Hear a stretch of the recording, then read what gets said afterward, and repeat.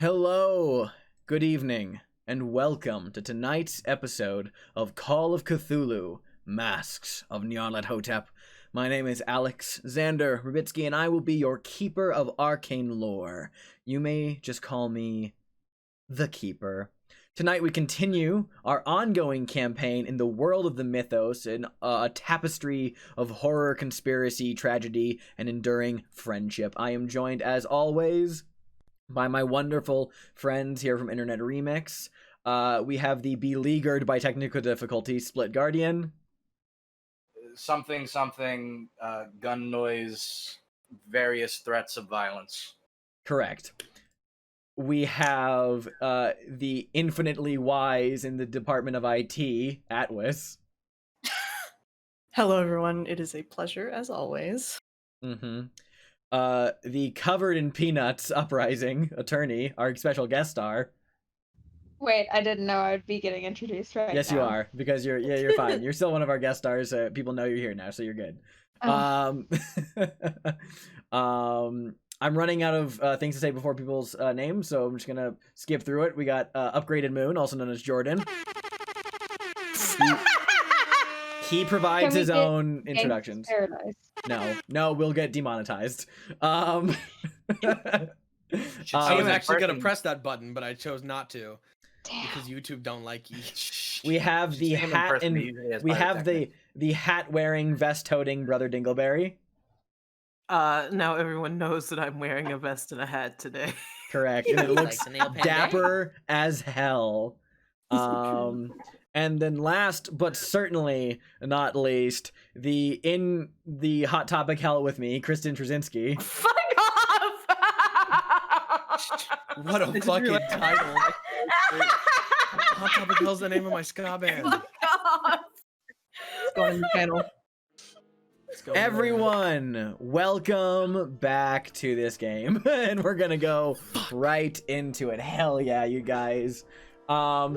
So this is, if this is your first time tuning in, this is episode 3 of our new campaign, Masks of Nyarlathotep. And go back, watch episode 1, you fool.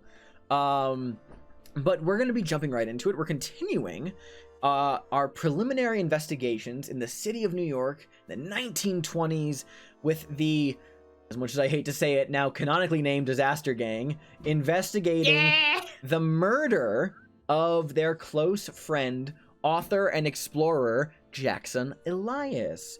Well, when we last left off the game, this is episode 3, titled An Innocent Man.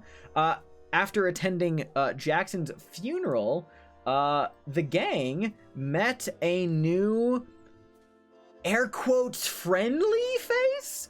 A reporter with the New York Times who wrote in a death article regarding Jackson's murder, Rebecca Schoenberg, who seems to have an interest in prying into more details about the murder, because it seems she has some kind of interest in the case of Hilton Adams, a Harlem man who was arrested for a string of similar murders that transpired over the last 2 years, and who she thinks might be innocent.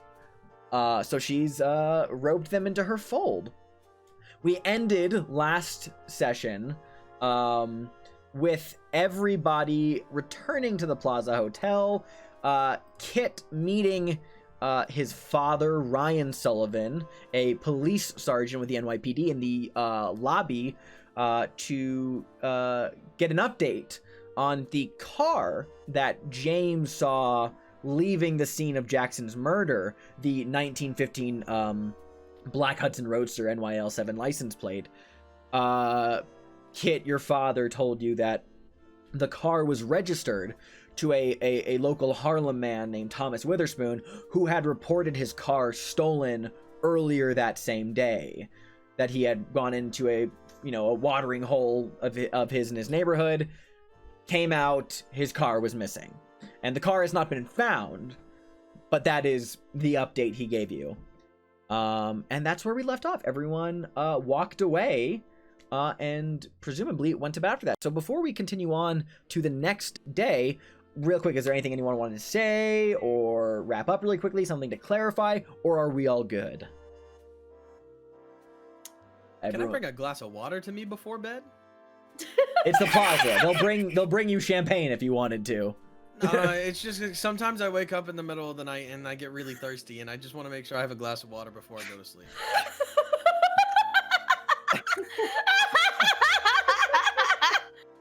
Xander, you're looking at me, but it's a legitimate thing. Yes, they can bring you a glass of water. Yes, you may have a glass of water, Mason Allen. Oh no, this is for me. This is for okay, we're moving on. That would be ridiculous. Okay, great. So the next day, after everyone falls asleep, it is now the morning of Sunday, January 18th. And the day really is kind of open to you here, and we'll get to the gang in a second, in terms of what they're going to choose to do. Of course, tomorrow, Monday the 19th, you were invited by Jackson's attorney, Carlton Ramsey, to attend the reading of his will, because apparently you 5 are the only people named in his will. But before we get to that, I want to check in with our lovely guest, Rebecca Schosenberg, who, it's early in the morning, you're getting up, you're going to the New York Times office to continue your day. All in all, productive Saturday. You may have gotten yelled at a little bit, got, chewed out, but it seems like these people, these friends of Jackson Elias, were interested enough in what you had pitched to them. So it seems like you got a green light there, even though your editor's still on your back, has not given you permission to pursue this case still. Sure. He doesn't have to know. Exactly. He does not have to know a thing.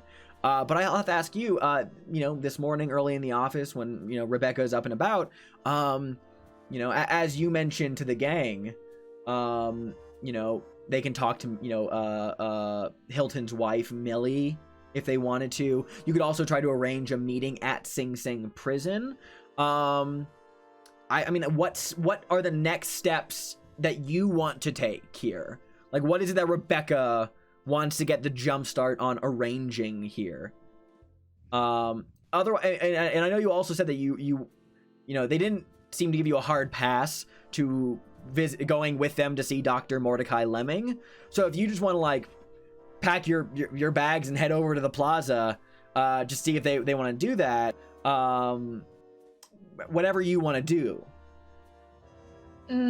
Right now, I think her priority is getting them to, because they're still kind of on the edge of this is an alliance and we still don't entirely trust you. So I think let's set up that Hilton Adams visit for them.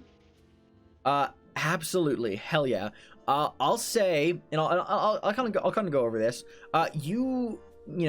phone up to Sing Sing prison to get in touch, with the warden, the sub warden. You got to go through all the proper channels to get in touch with Hilton. Eventually you get routed to George Brunton, who is the sub warden of Sing Sing, who is kind of definitely has the pull. I think it's reasonable to say that Rebecca has talked to Hilton at Sing Sing before, so you've talked to George, so you can easily get in touch with Hilton. And Hilton, in this kind of like in the morning, he kind of says, you kind of catch him up to speed, and he's like, I don't know. I don't know these people, Miss Oceanberg. I don't know who they are. I don't know what they represent.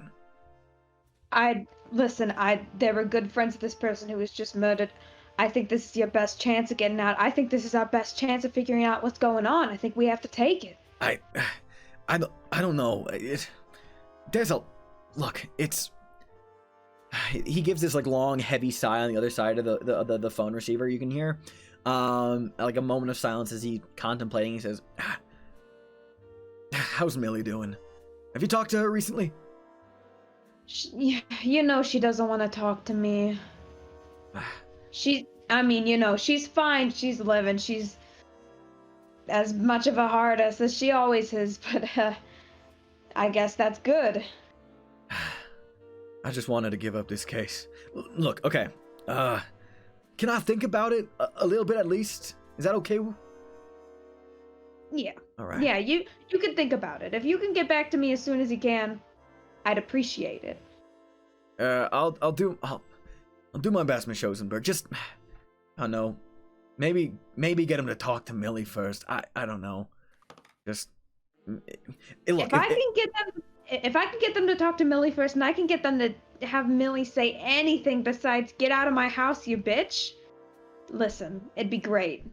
Things are really devolving between you two, huh? Our last tea party didn't go so well. Well, I mean, don't take it too personally. That's my wife. I would do the same if I were in her shoes, but I know you mean well. I know it's tough. I'll see if I can get a call to Millie, or at least have Mr. Brunton send something. Maybe I can soften her up a little bit. We'll see. I'll think about it. There's a dame that's really wanting to talk to her. I think that she'll be able to do some good. You hear a movement over the phone, and you hear George Brunton's voice come over and says, "All right, it's time's up, Miss Oceanberg. Sorry about that. Just call back later if you need to continue talking to Hilton." And can do, sure. Yeah, you get kind Thanks of routed. again. Yeah, and then the phone hangs up from there. Yeah. She sighs. Oh, what a mess. Great. And then what does Rebecca handle from there? Well, then it's time to get in contact with Millie. Great. But probably before that, Mm-hmm. I think she probably wants to get back with the group before getting in contact with Millie. Cool. I think that's too risky. She's not willing to do that. Absolutely. You're gonna let the space breathe. Great. So you'll pack your stuff and you'll go out to meet with the group. Because I guess the fans have made it a thing. One of your most proximate colleagues, Johnny Reportman, I guess he's being called now. Just kind of That's his God-given name. His God-given name, Johnny Reportman. Who says just like, "Hi, Schoenberg, you're leaving early. Something catching your interest?" Yeah, someone that's not you. Very handsome, beautiful hair.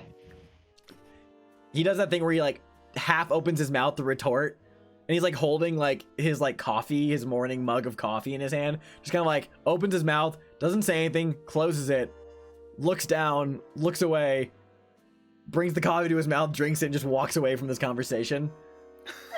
He turns around. By the way, I know what you did to my OJ. I got some sports to report on, so I'll see you later.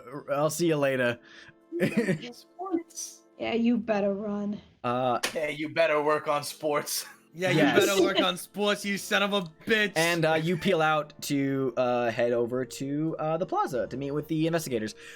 Great. As for everyone else, you all wake up, go through whatever morning routines you have.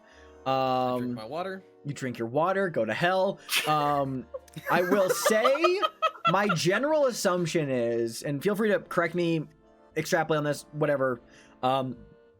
You all wake up, you all go through your own individual like activities in the morning, but at some point you all meet up again in the Cordova suite because it's definitely the biggest room that you guys have here. We've technically been using it as an HQ this whole time. Yeah. Exactly. A bit, yeah. That's the place to be. Base Camp Plaza, correct? Yes. Mm-hmm. Base Camp Plaza. But yeah, unless Excuse you, I think you mean the plaza. oh lord. No. Oh, Lord. So okay, my assumption then, unless anyone wants to like particularly have like a moment or a scene or whatever in the morning phases, we can cut right to the gang is meeting up in the Cordova suite. Yes. Yeah, Cool. probably. Great. Yep. All right, then everybody sitting. Yeah, and how do you want to approach the day? Obviously, in the meta narrative, we know that Rebecca's coming to meet you guys here. But what do you guys what do you guys want to have on the docket? So I guess to just kind of recap, the gang's gonna be splitting up today. Some are gonna be talking to Hilton Adams. Some are gonna be talking to Mordecai Lemming. Is there? anybody There else is going no way anywhere in hell else? any of you are going to be able to talk to Hilton Adams today. Oh yeah, no, not today, because Yeah, we were talking about saying. splitting up, but then we realized, oh, Rebecca's got to set up everything, and we won't be able to talk to all of them. So I Mm. actually Same don't day. think we have a plan right now. Mhm. We don't unless have a plan. From what we were talking about last time, we were like, hey, we're gonna talk to these people, or she was gonna set up a meeting with these people. Yeah. So Adam's wife. That was one person we were gonna talk to. Dr. Mordecai Lemming, Mhm. who's apparently the fuck nut that's talking about cultists. Yeah. Yes. Cool. Sorry. Did anyone have anything that wasn't just let's let Rebecca hook us up? Yeah, I believe That it. would be Lemming and yeah, what he already said. Unless we want to like sneak into Captain Walter Robson's house and just like beat him up a bit. No. I know it's just a Can't- fantasy. But can we though? No. Why not? You said that at the same time.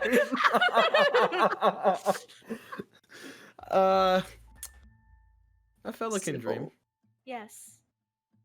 just no. Actually, it might be.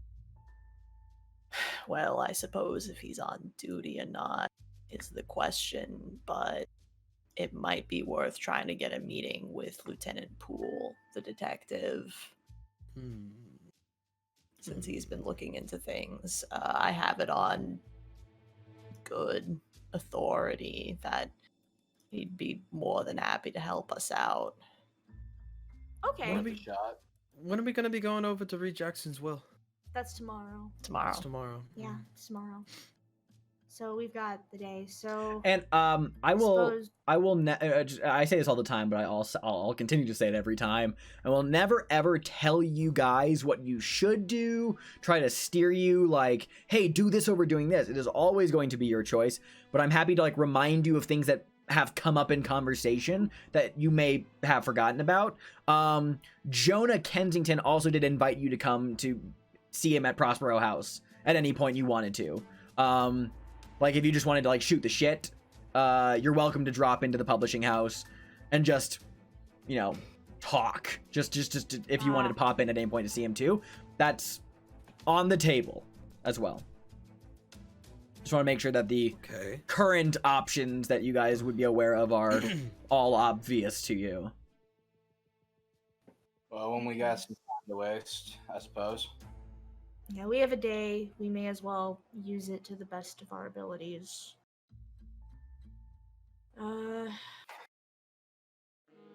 Well, I suppose we'll see, see what Rebecca can bring us, and then we can work out who's going where after that. Does that Yeah. sound? Yeah, did any of us get her number? I don't. Mason did. Yes. Yeah, you did. I think Rebecca seems like the kind of reporter who'd have a card, like, Yeah. you know. So yeah, you have it routes to her office. And if you call the New York Times, they then tell you she's already left to come to the plaza. Like she's the plaza. Okay. So that's where that is. And yeah, sure enough, it's the New York Times office where Rebecca works is not far from the plaza at all. So eventually, Miss Schoenberg, you arrive at the very ostentatious establishment to convene with your new best friends. Let's go down and meet her. I stab her. Just kidding. Oh my god. Mason, go, go, go! Yeah, I guess what she'd You still probably no. have to do is go down to the plaza and be like, meet these people. I think Kit specifically gave her his room. If I remember. So Yeah. okay, cool. So then it would be this whole network of hotel ping pong. Schoenberg, you check in with the desk rings Kit. Kit's phone gets routed to the Cordova suite too, because that is just the base camp. You guys now know Rebecca's here. Well, I'll go down and meet her. Should I bring her back up here? No. We will go to her. She does not come up to my room. All right. We can find a common meeting ground somewhere on the ground floor, yes? Yes. The lobby is as good a place as any. Let's go. Great, everyone easily makes their way downstairs to convene in the either in the lobby itself or one of the like attached little joints of the hotel, be it the restaurant or a little kind of like recreational lounge area. What could be called a bar were we not in prohibition? It only has like club soda and like tea and whatever else it is that people who don't drink alcohol drink. Coffee. Sanders like pulls up his crack and rum. People not bubbly, drinking I'm alcohol? He really just pulled up his Kraken rum. It's always So by you the know. desk where it's supposed to be. It's always by the desk. Yeah. That's what always Forrester is. I imagine that they've. If I may make an executive decision here, I know that I'm uncomfortable talking about stuff like this in the lobby. So Sunil's probably uncomfortable talking about stuff like this in the lobby. They probably went to the recreation. Great. room. Love it. Yeah. Yeah. Oh, I almost forgot to ask. Are we being followed? So anyway, you guys go to the recreational room. Here's what I'm going to say to you, Jordan, is make a spot hidden check. It's going to happen every time. Yes, sir. Sander is committed to the bit. Allow me to open up Mason's character sheet, because why did I not have it open before? So you you said can- a Spot hidden. spot Yes. hidden check? Yes. Choo. Wow, really cutting that one close. This is the accumulated.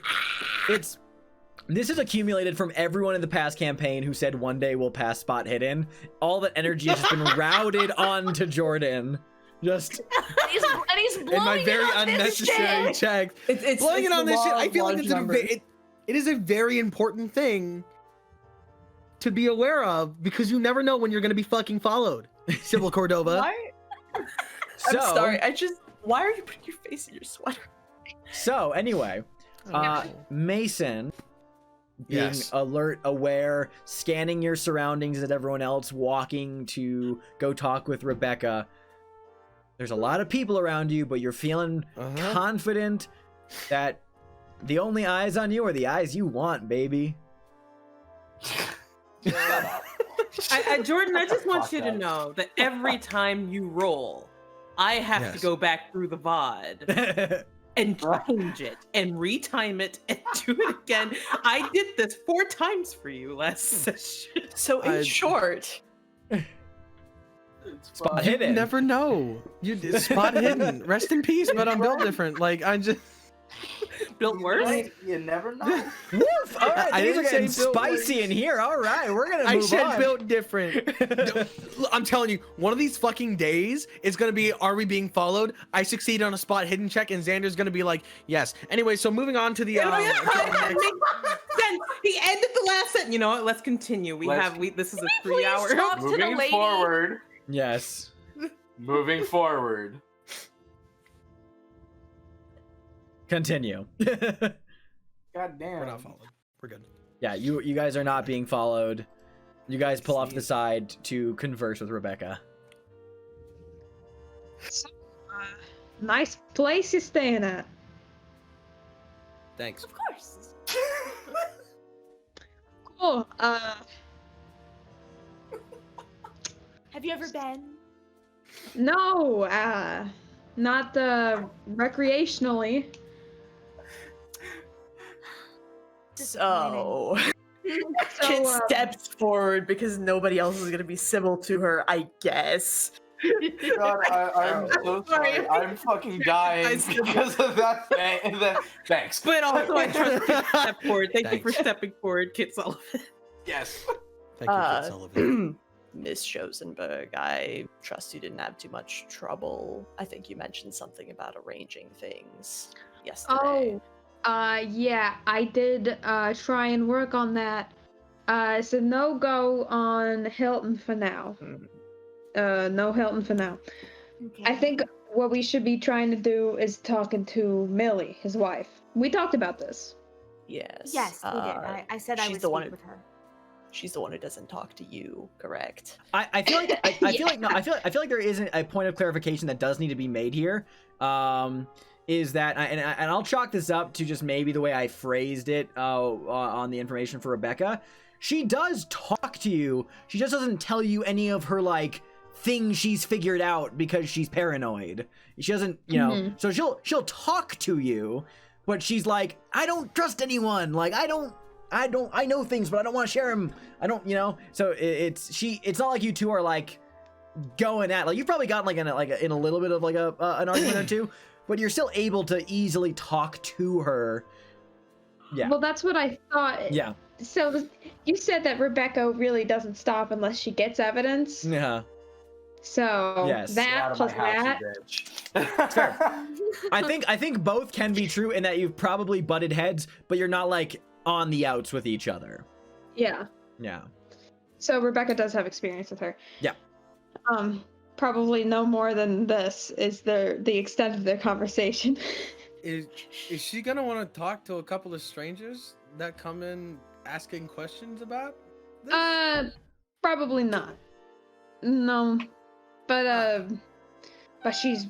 I will say she's really determined to get her husband out of jail. She really, really, really believes he's innocent, and I mean, I do too. So She might was be that, Cindy? interested. She might be interested in Exactly.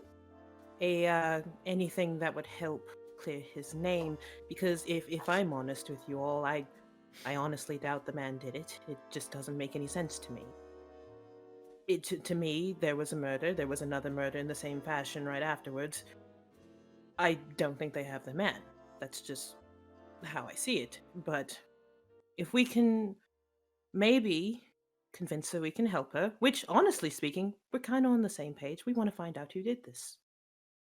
Maybe we can get her to share some information. yeah, I mean, the thing is, I mean, she knows I want to help. I just I don't really have anything to contribute, so I'm not very helpful.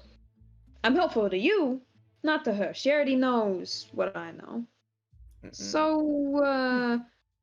maybe, you guys got more to contribute. It can help. So, I'm thinking maybe it might go well. I can always come along if you need the help, but, we've had a few tussles in the past, not physical tussles, but water under the bridge, we still get along. We've still had coffee. So, All right. So what exactly are we meant to contribute? We're meant to hopefully get her to perhaps spill some beans, which we're not terrible at getting people to spill beans. just convince her that you'll help when clearing her husband's name. She just wants him to be free. we can do that. Yeah, I mean, especially if you were willing to come along and make some introductions, I'm sure that would assist. Yeah, middle party, and then I could step back and let you guys handle it. The talking professionals. I'm the writing professional, if you want to say that. I listen. We lost someone. She's on the verge of losing someone. We have some coming. That was beautiful. You know what? You should say that. I'll actually even make a note of it so that you don't forget. Lost someone, losing someone. Oh God. Got that? I got it. I'm sure he'll remember. Great. Amazing. In that case, so we can go there. We can also, I mentioned it already, but we can go Mordecai Lemming, the Death Cult guy. Right. Do we want to split up or just take it one at a time? I also will say, and this is off the record, but there's been no evidence on the chief, Captain Walter Robson. If you wanna investigate, see what's up in that precinct, it might be worth your time. Figure out what's been going on, why they're so up in their own asses trying to figure out these cases. Yeah. What do you know about Robson other than the fact that, as you said yesterday, he's not been handling it well? That just did. Nothing else.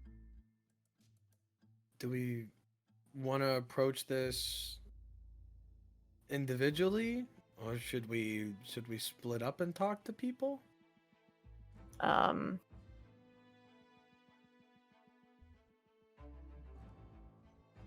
Your call. Point me where I gotta go. We could split. If we do, I think I would like to speak with Mrs. Adams. Otherwise, yeah. I'll talk with Mrs. Adams too.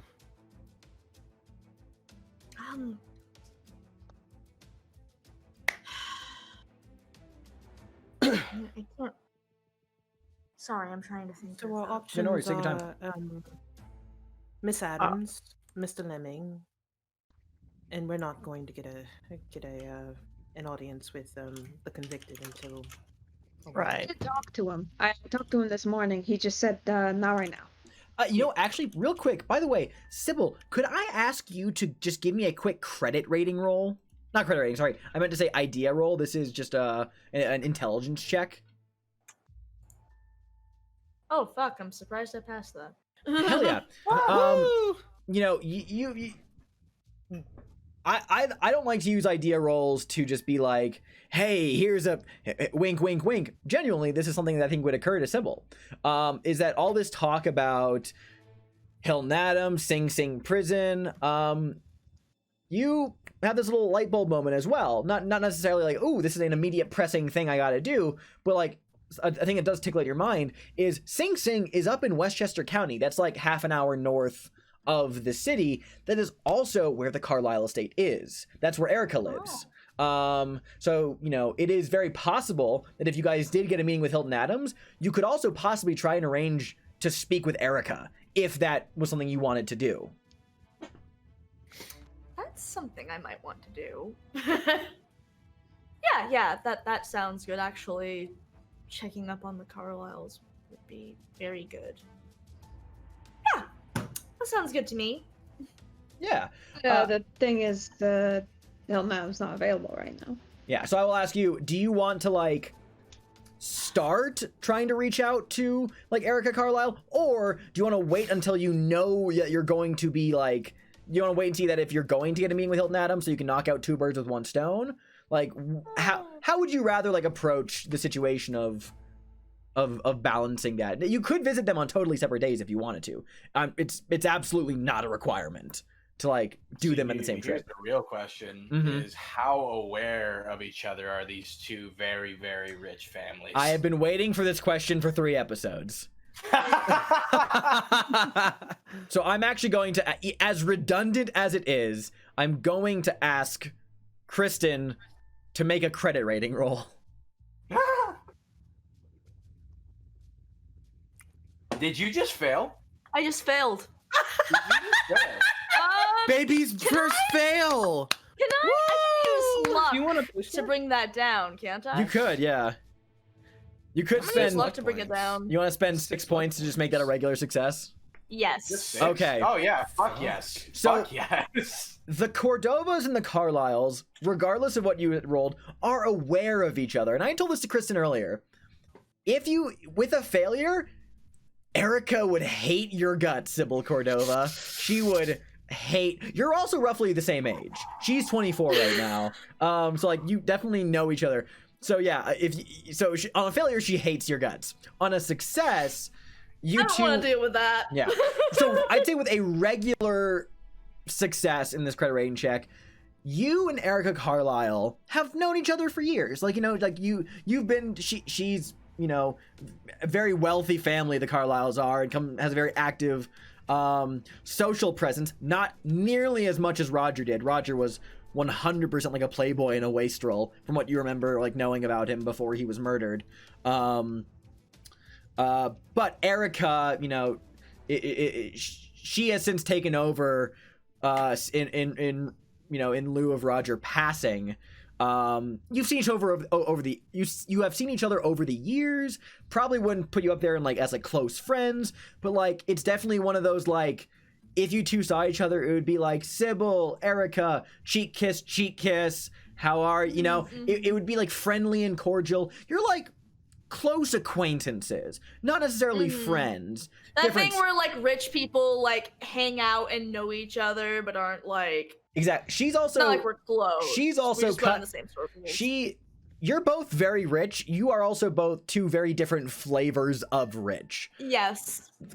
Cordova money is mysterious and maybe a little suspicious. It's fine. Don't worry about it. Carlisle money is very much like earned from like years and generations of like business practices. They operate a very profitable like munitions, weapons, you know, business as well, and a bunch of other holdings. So it is certainly two different types of families. But yes, to make a long story short, you two are friendly and cordial enough that you could probably arrange a visit to go speak with Erica if you wanted to.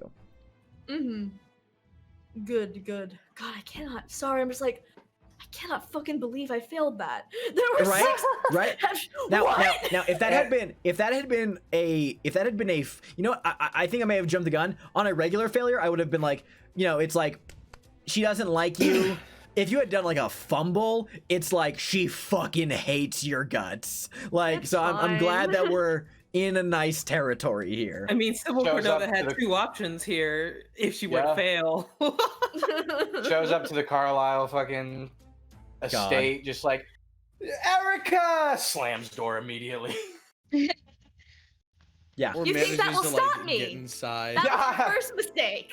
Yes. See, you don't know that I've had plenty of experience breaking into houses lately. But if you do want to go meet Miss Carlisle, I'm going with the you. keeper is very casually looking at his notes on if the PCs try to break into the Carlisle mansion. We don't have to do that, so it's fine. That's not something we have to worry about. Now I have a question. Yes. Uh-oh. Would Erica Carlisle recognize Mason from any Under no films? circumstances. Under no circumstances. Try my 15 credit rating to do so. So I want you to know that I say this not to be mean, just to be honest with the situations. If you somehow manage to succeed on a hard credit rating roll with your 15 credit rating, she will have seen one of your movies. But that's it. So there's a chance. There's a chance. I'll give you a slim. I'm kidding. Chance. I'm fucking with you. I'm just fucking around. Erica Carlisle's not the sort to really go out and see movies, so it's fine. Damn. She'd like, if you want to roll, you can. But it's look at you for a while, but then be like, you worked for Paramount at one point, I think, and then I was Paramount boy. So, Oh yes. yeah, I saw you in the background of that one film, I think. Maybe? Yeah. So, Sybil, that is Oh, certainly a thing to be thinking about. If you want, feel free to percolate on that for a bit. Because again, if you want to just like make a visit, like go, like or go, arrange for whenever. Again, Westchester County is like 30 minutes north of the city by car. So it's not like it's going to be like a big. It's not like your 7-hour Arkham trip. But if you do want to like wait and like time it for like also like a Sing Sing prison visit, you can. The ball is really in your court here because it is the hardest part of the situation for you, Sybil, is going to be probably contacting Erica, who is a very busy person. But we can cross that bridge when we get to it. So feel free to just think about that for a while. Okay. Anything else from anyone, So let's recap real quick. You've talked about visiting Dr. Lemming, having Rebecca set up a meeting with Millie Adams, and also visiting Prospero House possibly, going to check in with Lieutenant Poole in Chelsea, or checking out Captain Robson over in Harlem. Very much that's what you guys have discussed. Literally, it is the morning of Sunday. You had the entire day to yourselves. There are lots of things to do. If we're gonna go visit Jonah, then I think we should probably all go together. I'm sure that eases his mind a little bit at least, That makes sense.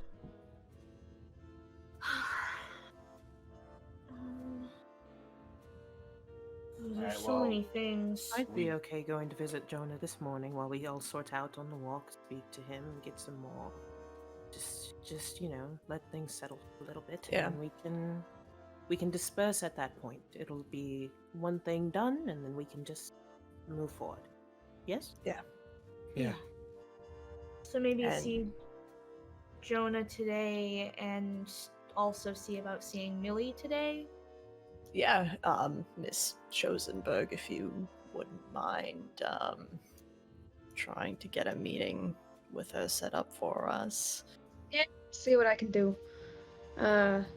Do I know how many of us are going to that? How comfortable would she be with seeing? 5? I wouldn't want to overcrowd her. Yeah. Maybe 3 of us, I think. Myself, Mason, and Sybil. Yeah, that seems good.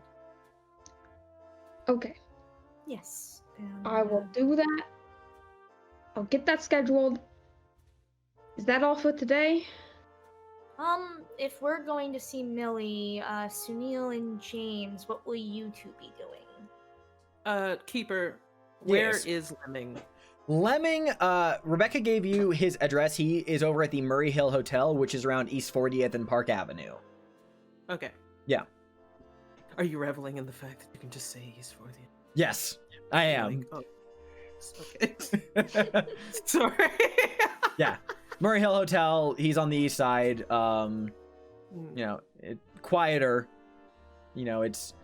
That's the lovely thing about Manhattan. Anyone who thinks that Manhattan is just what Midtown is, if you walk like 5 minutes out of Times Square, you're in a completely different tone of the city. It's great. But yeah, it's yeah. Okay. Admittedly, I am a little afraid to go alone, so James, if you would like to cover that ground with me, Absolutely. All right. All right, so just to recap for my knowledge and just to get it out there, Rebecca, you're going to phone Millie to try and set up a meeting with her today. Sybil, Mason, and Kit, you 3 are going to go... Actually, no, all of you are going to go to Jonah first. All of us you are going to go to Jonah first. And yes, okay, all of you are going to Jonah first. Rebecca's going to get a meeting with Millie, which will be attended by Kit, Mason, and Sybil, while James and Sunil go drop in to talk to Mordecai Lemming. Great, love it. Awesome. And Rebecca, you're going to Prospero House? To the publisher? If I go, I'm just gonna stand outside. All right, cool. I'd like to think that all of you, I'd love the idea of all of you in your winter wear, because it is fucking cold out in New York right now. So you got that big floofy. Oh, Sybil's got that full on fur coat. That Yeah. Yeah. It's like it's not that bad. Shut up! It's really cold. Great. It's all not of you. that bad. Amazing. All of you head off, first of all, to go over to Prospero House Publishing, as you were invited by Jackson's publisher and friend, Jonah Kensington, which Prospero House is located down on Lexington Avenue near 35th Street in kind of a multi-office, like, suite building. So you guys take a car there.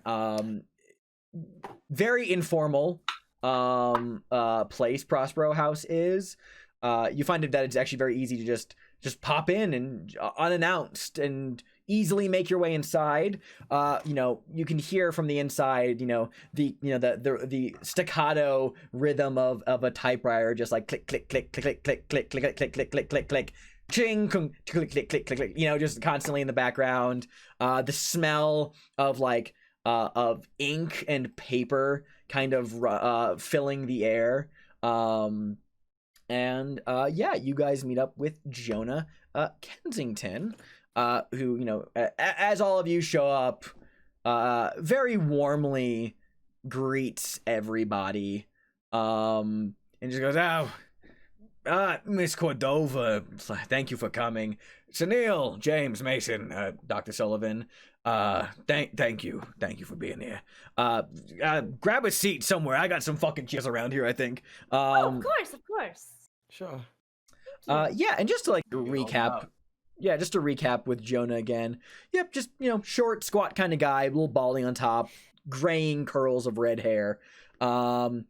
Sits himself behind his desk as everyone's kind of here, and just says, I'd offer you some scotch, but I'm out of scotch. I may have drank the rest myself last night.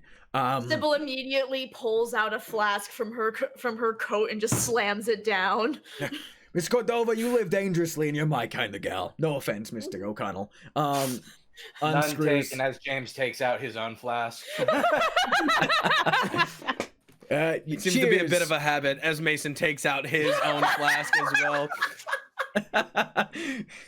Amazing. From the other room, Rebecca with hers. Hey, we all think alike. Jonah kind of points one of his stubby sausage fingers over at the door and goes, "Who's the dame?" in reference to Rebecca. A reporter. This is Rebecca Schosenberg. She's a reporter who is kind of helping. He kind of cuts you off. Mason leans over from his desk, shouts out the door, "Ah, Schosenberg, get in here!" Fine. Just wanted to tell you, I read your article in the Times. Thank you for writing a piece about Jackson. That was very nice. Thank you. Oh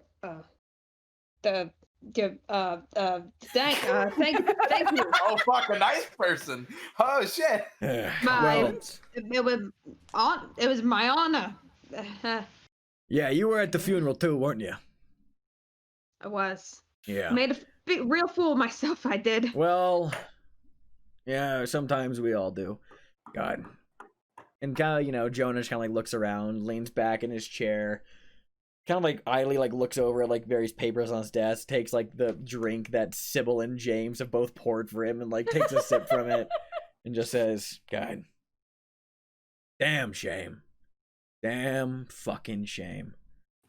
Are you guys getting on okay? The five of you? As good as we can be right now. Yeah. We're keeping busy. God, What about you? Truth be told, I just can't believe he's gone. I mean, yeah, I've known Jackson for years. I got used to him telling me stories of his narrow escapes and death-defying bravery. Yeah. Truth be told, I just keep expecting him to walk through the door, telling me about how close he had come to disaster this time. But no, he's God. Terrible fucking business this is. Terrible fucking business. It almost felt like he was untouchable, Well, that was Jackson for years. Definitely lived his life with a death-defying bravado, and then at the end, well, you know, I tell you what, truth be told, yeah, it did seem a bit inevitable. You know, it Yeah. I mean, if the Man, police we are theory, all if this, destined for it. not even just that, but like just how it happened, like the police angle of this being some kind of like cult murder, I wouldn't be surprised if that's true. Like, he was infatuated with blood cults. So, I mean, if you ask me, either some of his old enemies that got a little pissed off from a previous publishing finally caught up with him, or else that new project he was working on was even more important and dangerous than even he believed, I bet. Did he tell you at all about that? You know, that's the thing about Jackson Elias. He was reticent to discuss a project until he had a manuscript in hand.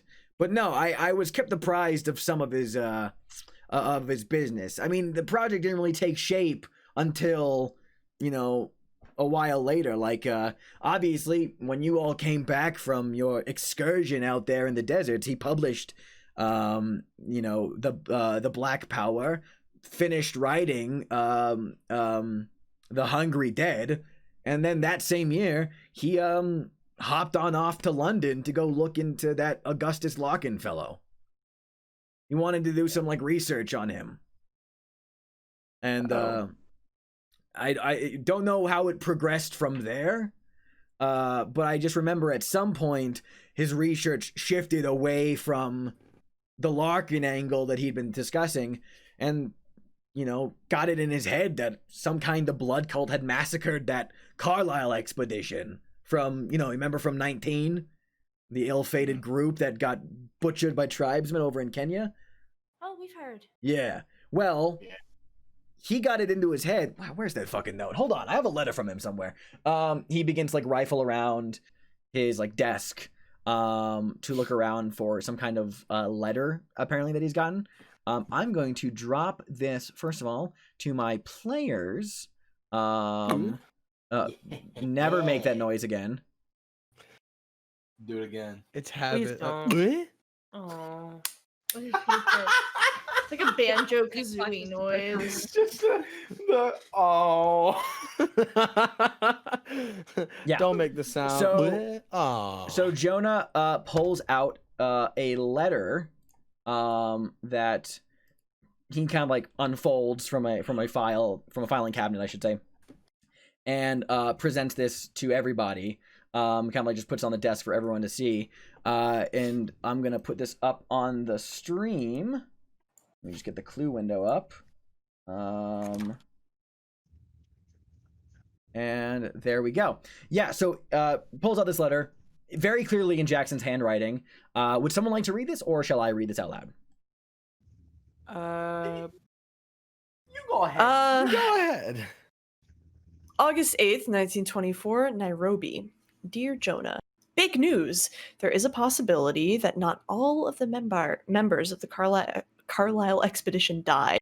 I have a lead. Though the authorities here deny the cult angle, the natives sing a different tune. You wouldn't believe the stories. Some juicy notes coming your way. This one may make us all rich. Blood and kisses, Jay.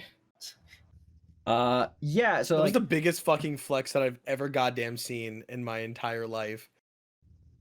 Alice, how did you read that? You couldn't What? read Do it? you not have eyes? No, like I'm looking I at did the not read actual paper and I'm just like, I will say my first thought was for my brain to shut down and be like, you can't read this. And then I started reading it and it was like, oh, this is Yeah, it's not that bad. Same. I did the It's fine. exact same shit. Also, like if I look at it and like adjust my glasses, maybe I'm like, oh. But on the other hand, I'm like, I would read this so much slower than you did. You gotta zoom into it. yeah. Oh, you gotta zoom in.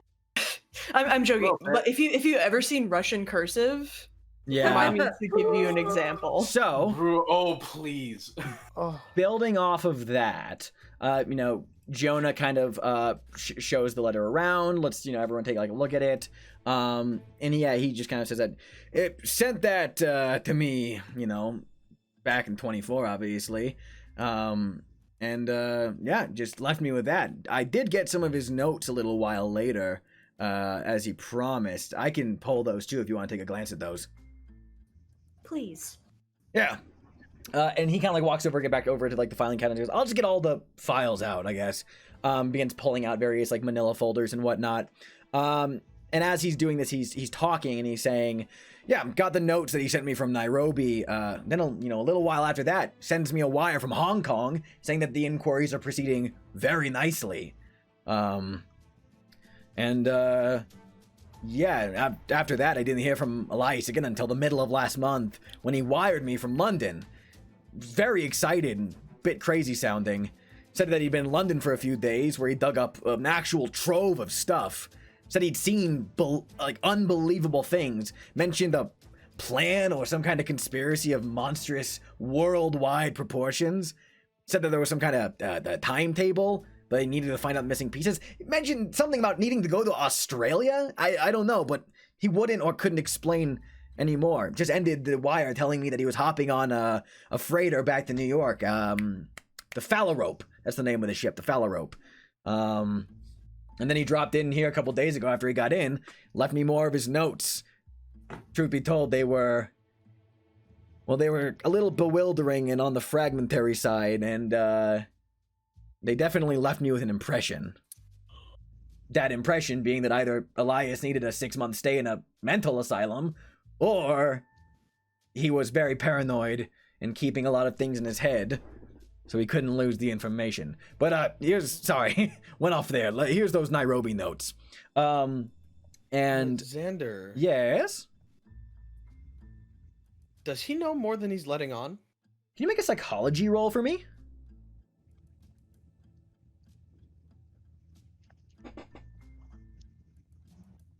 Those pencils on the desk look nice. I'm gonna have to jump back to the game time window for a second. Let's see. I mean, that's two luck points. Yeah, fuck it. I got 76 luck points. Let's take off 2 of my luck points and make that a success. Okay, cool. So, no, I mean, not Jackson. Jonah just seems to be telling you how it is, what he knows. Means it like it is, like it sounds. Okay. But yeah, he pulls out the folder and drops those Nairobi notes. Now, this is going to be like nigh unreadable to the audience, which is okay. It's a lot of text, and I am going to read this for you guys because it's a lot. So I'd say just listen up closely because Jackson's Nairobi notes are a lot. There's a lot of them. It's all on one page though, so Jackson's Nairobi notes. There are 8 sets of these notes that are kind of made up between the various, bits and bobs here. The first set of Elias's notes sets forth the offices, officials, and tribes which Elias visited, searching for material concerning cults and cult rituals. Elias mentions Roger Corridon, the colonial undersecretary for internal affairs. However, he notes that nothing conclusive was learned. Elias discounts the official version of the Carlisle massacre here. Set 2 describes his trip to the massacre site. He notes particularly that the earth there is completely barren and that all the tribes of the region avoid the place, saying it is cursed by the god of the black wind, whose home is the nearby mountaintop. Set 3 is an interview with a Johnstone Kenyatta, who says that the Carlisle murders may have been performed by the cult of the Bloody Tongue. He says that the cult is reputedly based in the mountains and that its high priestess is a part of the mountain of the Black Wind. Elias is politely skeptical, but Kenyatta insists upon the point. In quotes, Elias records that regional tribes fear and hate the Bloody Tongue, that tribal magic is of no protection against the cult, and that the cult's god is not of Africa. Set 4 follows up on the Kenyatta interview. Elias confirms from several good sources that the Bloody Tongue exists, though he finds no first-hand evidence of it.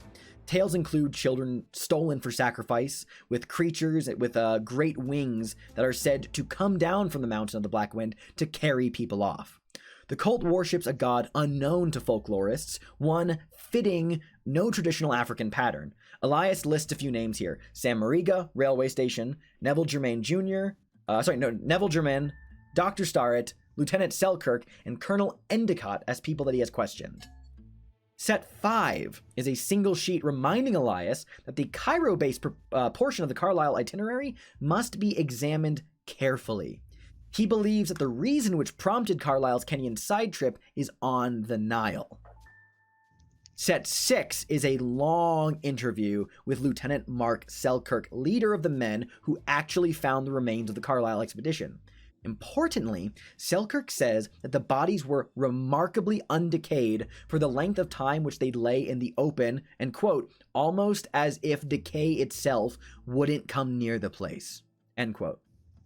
Secondly, the victims had been torn apart, as if by animals, though what sorts of animals would pull apart bodies so systematically he could not guess. Quote, unimaginable, inexplicable, end quote. Selkirk agrees that the Nandis may have had something to do with the episode, but suspects that the charges against the ringleaders were trumped up. Quote, it wouldn't be the first time, end quote, he says cynically. Finally, Selkirk confirms that no Caucasians were found among the dead. Only the corpses of the Kenyan bearers were scattered across the barren plain, despite what was claimed at the inquest. Set 7 is another single sheet. Elias ran into Nails Nelson at the Victoria Bar in Nairobi. Nelson had been a mercenary for the Italians on the Somali-Abyssinian border and had escaped into Kenya after double-crossing his employees. Nelson claimed to have seen Jack Brady, one of the members of the Carlisle expedition, alive in Hong Kong less than 2 years before Elias was in Kenya, and long after the Kenyan court declared that Brady and the rest of the expedition were dead. Brady was friendly, though guarded and taciturn. Nelson didn't press the conversation. This report only strengthened Elias's belief that the principal members of the expedition might still be alive. And lastly, set 8 discusses a possible structure for the Carlisle book, but is mostly featureless, with entries like tell what happened and explain why. How many people in the Carlisle expedition aren't Caucasian? The principal... I remember the Sure. picture from the intro, but like... Mm-hmm. Well, so the core members of the expedition that were reported in the press were Sir Aubrey Penhew, Dr. Robert Houston, Roger Carlisle, Jack Brady, and Miss Hypatia Masters. All of the other like non-Caucasians of like that were in the group would have been like hired bearers in the countries they were practicing on. The core members were those people. So, you know, as you guys are reading through all of like Jackson's like kind of like notes here, and like, you know, Jonah's still like kind of like idly talking between all of this.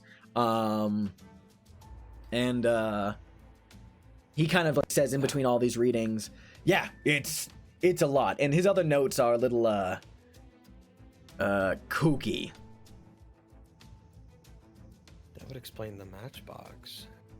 In what way were they kooky?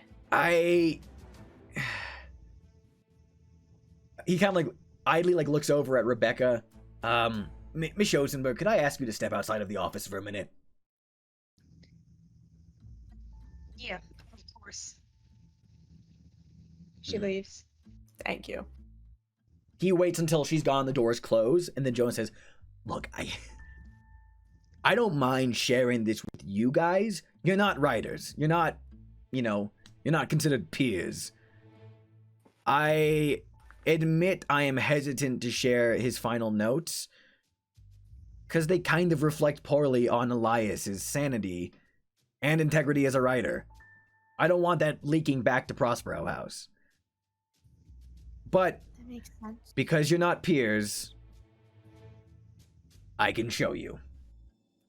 He doesn't leave the 6 of us. And Mason looks at everyone, kind of like the eye contact. Yeah? Yeah, I of course. I really appreciate that. Jonah digs out another letter. Let me throw this up on stream, and I will drop this to you guys. This is this set of notes, and the handout I'm giving you guys is 1 page, but this is like a kind of like a portfolio of collected notes. that are a mess. It is notably in Jackson's handwriting, but it is sloppier than usual. If someone wants to take a crack at reading that, they can. I can read it out loud for you if you want. Oh, is Atlas volunteering? Oh, buddy, I am gonna try. All right, cool. Can I take a second stab? Yeah. Sorry, what? If for whatever reason you can't get through it, I want to take a stab. Okay, Alright. cool. Many names, many forms, but all the names end towards one end. Next, something. Need help. Too big. Too big. Need help. Too ghastly. Their dreams like Carlisle's. Check that psychoanalyst files. All of them survived. They'll open the gate. Why? Know the power and the danger is real. Many threads beginning. The books are in Carlisle's safe. Coming from and For us. Will the something protect? Yeah, I can't get that one. Yeah. Oh wait. Is that an H? Oh. Yes, it is ho ho. I just refuse to believe that he wrote actually ho ho. He actually wrote. In his dying days, right? Ho ho. Yes. And he's You were right, this does absolute reflect fucking poorly on him. madness. Oh, no Did I quitters forget to now. mention that I'm also Santa Claus? God. No quitters now. Yeah, Must she was tell something about and this. make Let- readers believe, and believe is in all caps. Mm-hmm. Should I something from them? Scream for them? Should I scream for them? Let's scream together. And then like the periods like trail off the page. I need everyone to understand this. So, This man said ho ho. I would like to commend Atwis and Bro for their dedication to that. I will now happily give you the transcript. You got most of it correct. Most of it correct. So I will say this out loud for you guys to be aware of. Many names, many forms, but all the same and toward one end. Need help. Too big, too ghastly. These dreams like Carlisle's, check that psychoanalyst files. All of them survived. They'll open the gate. Why? So the power and the danger is real. Many threads beginning. The books are in Carlisle's safe. Coming from me. Will the ocean protect? Ho ho, no quitters now. Must tell and make readers believe. Should I scream for them? Let's scream together. Carlisle's safe. Carlisle's dreams. Something is across the Atlantic. Yeah, he sent me those notes while he was still in London. Oh fuck. So since it's just the six of us right now, and Mason kind of like looks towards the rest. Can we tell them about what happened before we found Jackson? Like the call? The call. He Well, wants to hear it. when was the last time you spoke to Jackson personally? Last time I Jonah? spoke to Jackson personally was a few days before he died on the 13th. He came to my office after he landed here in New York from London. That's when he left me these notes. And then he left me some more... Shit, I forgot about that. And he gets up like very excitedly and like walks over and like rifles through like a suitcase. Jackson told me that he'd been on to a bunch of things, but he couldn't go into more detail. But he was not dumb enough to let everything be left up to chance. Told me that you guys were probably on your way here. They had contacted some people. But he said he had some stuff with him. And he made copies and gave those copies to myself and his attorney, Carlton Ramsey.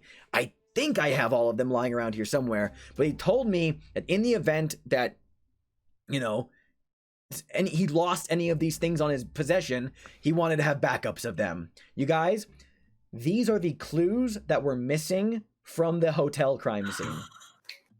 Bitch. Jackson was smart enough to leave you guys copies in the event of catastrophe. This fucking absolute genius. I fucking miss him The so man much. from beyond the grave. I miss him so much. I could not imagine a more perfect place to like we're gonna do this and then we're gonna go to break, but this is great. So I'm gonna drop these one by one. I'm gonna also jump back over to the clue window again. So the first thing, he pulls out 5 things for you guys. I need to take a sip of water. Yes. He pulls out 2 letters, 2 business cards, and a photograph. What do you guys want to look at first? Oh man. Let's just go down the line. All right, just down the line? Yeah, let's Cool. do it. Let's do it. Fucking, So- let's go. The first thing that he gives you is a letter that is addressed to Roger Carlyle from someone named Warren Bissart. It is written in a very neat hand. Someone can take a stab at reading this out loud if they would like. Let me take a little look. See. Oh God, that one's easy. I was just like, I want to read all the notes. My brain. Well, is moving. fine, okay. Cairo, Egypt, March 1919. Dear Mr. Carlyle, your lawyer informed me that you seek certain knowledge of this land and its distant past, and I believe I can aid you in this regard. Inquiries in the Old Quarter have identified one Faraz Najjar in the Street of Jackals, who claims to be in possession of, quote, singular curios, end quote, which he believes will be of great interest to you. He is prepared to part with these items if a suitable price can be agreed upon, and I shall endeavor to make sure that matters are arranged to your satisfaction. Yours, M. Warren Bissart. So that's the first thing you guys see. The second thing found amongst the collection here is a business card addressed to someone named Edward Gavigan. It is labeled for the Penhew Foundation with an address for the place's headquarters in London. The next thing is a photograph that is very blurry and grainy. I'll post this. There you go. At a glance, it shows large steam or possibly even diesel-powered yachts and some other boats on the water with some buildings in the background. Also, like the largest ship front and center of this photograph, you can just barely make out 3 letters of that ship's name. Just DAR.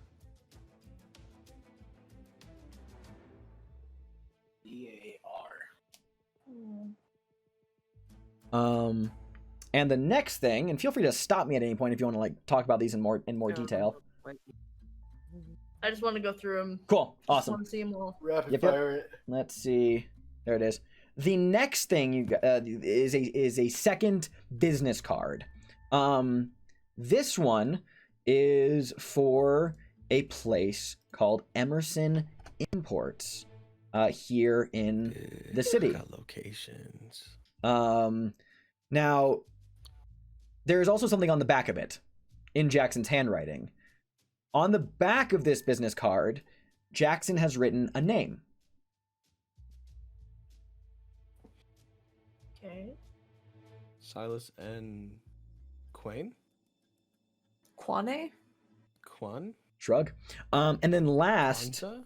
the last thing he has is another letter without an envelope. This one is from, actually, I'll just let you guys take a look at it. Transfer it over to the stream and drop it into the clues chat. Okay. I'm staring at the clues chat. Yeah, I'm starting the clues chat, so I'm I like, can finally read these. Oh, I'm sorry, I dropped a couple Oh of those in my the ink. My God. bad. Yeah, I'll put the other business card in the clues chat. But here, if someone wants to read that letter, feel free. I'm gonna drop the other business card in the Yeah, clues. I'll go ahead and do it. Yay. So it was from Harvard University, Cambridge, Massachusetts, November 7th, 1924, which is only 2 months ago? from our current timeline, right? Yes, that was 2 months ago. Because we're in January. Yep. Mr. Jackson Elias, C/O, Prospero House Publishers, Lexington Avenue, New York City. Dear Mr. Elias, the book about which you inquired is no longer in our collection. The information you seek may be found here in other volumes. If you will contact me upon arrival, I will be most happy to further assist you. As always, Miriam Atwright, Harvard University Library. And that's all that is been left here for you I wish guys. they would say the book. What if he went after like multiple books, but he doesn't know which one that they don't have because she was vague? Come on, Miriam, step it up. What kind of book was he looking for? Jonah like shrugged and says, I don't know that part. He just gave me Maybe- these things on his possession. Huh. Maybe whatever's in the Carlisle safe. Well, we got a name that we can ask at least. Someone who was talking to him. We have a lot of names, actually. Yeah. This is fucking amazing, Jonah. Thank you. Hey, it's my pleasure to help where I can. If it's what Jackson would want, you know. God. He had copies. I have a question. Yes. So Kit went to Harvard. Yeah, he did. Then Miriam, that right? Yeah. Let me think about this for a second. You know what? Hold on. I'm gonna get my book out. Oh, I need to look. I'm going to do a thing. I just want to double check before I say anything out loud. Before I say anything. What year was Kit in college again? Not like just yeah, like. Yeah, let me double check. Scroll. Kit would have been in college from 1913 to 1917. You 100% know Miriam Atwright. She's a reference librarian at the university's Widener Library. She has been there for years. Nice. Alice, my marbles. My marbles were in a cup and then you spilled my marbles. I lost my marbles. 100% you remember Miriam Atwright from your days at college.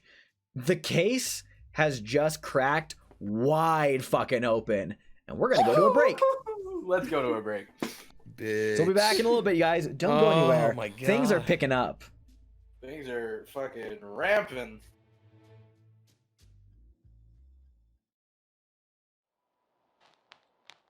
Trench Poets by Edgel Rickward. I knew a man, he was my chum, but he grew blacker every day, and would not brush the flies away, nor blanch, however fierce the hum of passing shells. I used to read, to rouse him, random things from dawn, like, get with child a mandrake root. But you could tell he was far gone, for he lay gaping, mackerel-eyed, and stiff, and senseless as a post, even when that old poet cried, I longed to talk with some old lover's ghost. I tried the elegies one day, but he, because he heard me say, What needst thou have no more covering than a man? Grinned nastily, and so I knew the worms had got his brains at last. There was one thing that I might do to starve the worms. I racked my head for healthy things and quoted Maud. His grin got worse, and I could see he sneered at passion's purity. He stank so badly, though we were great chums, I had to leave him. Then rats ate his thumbs.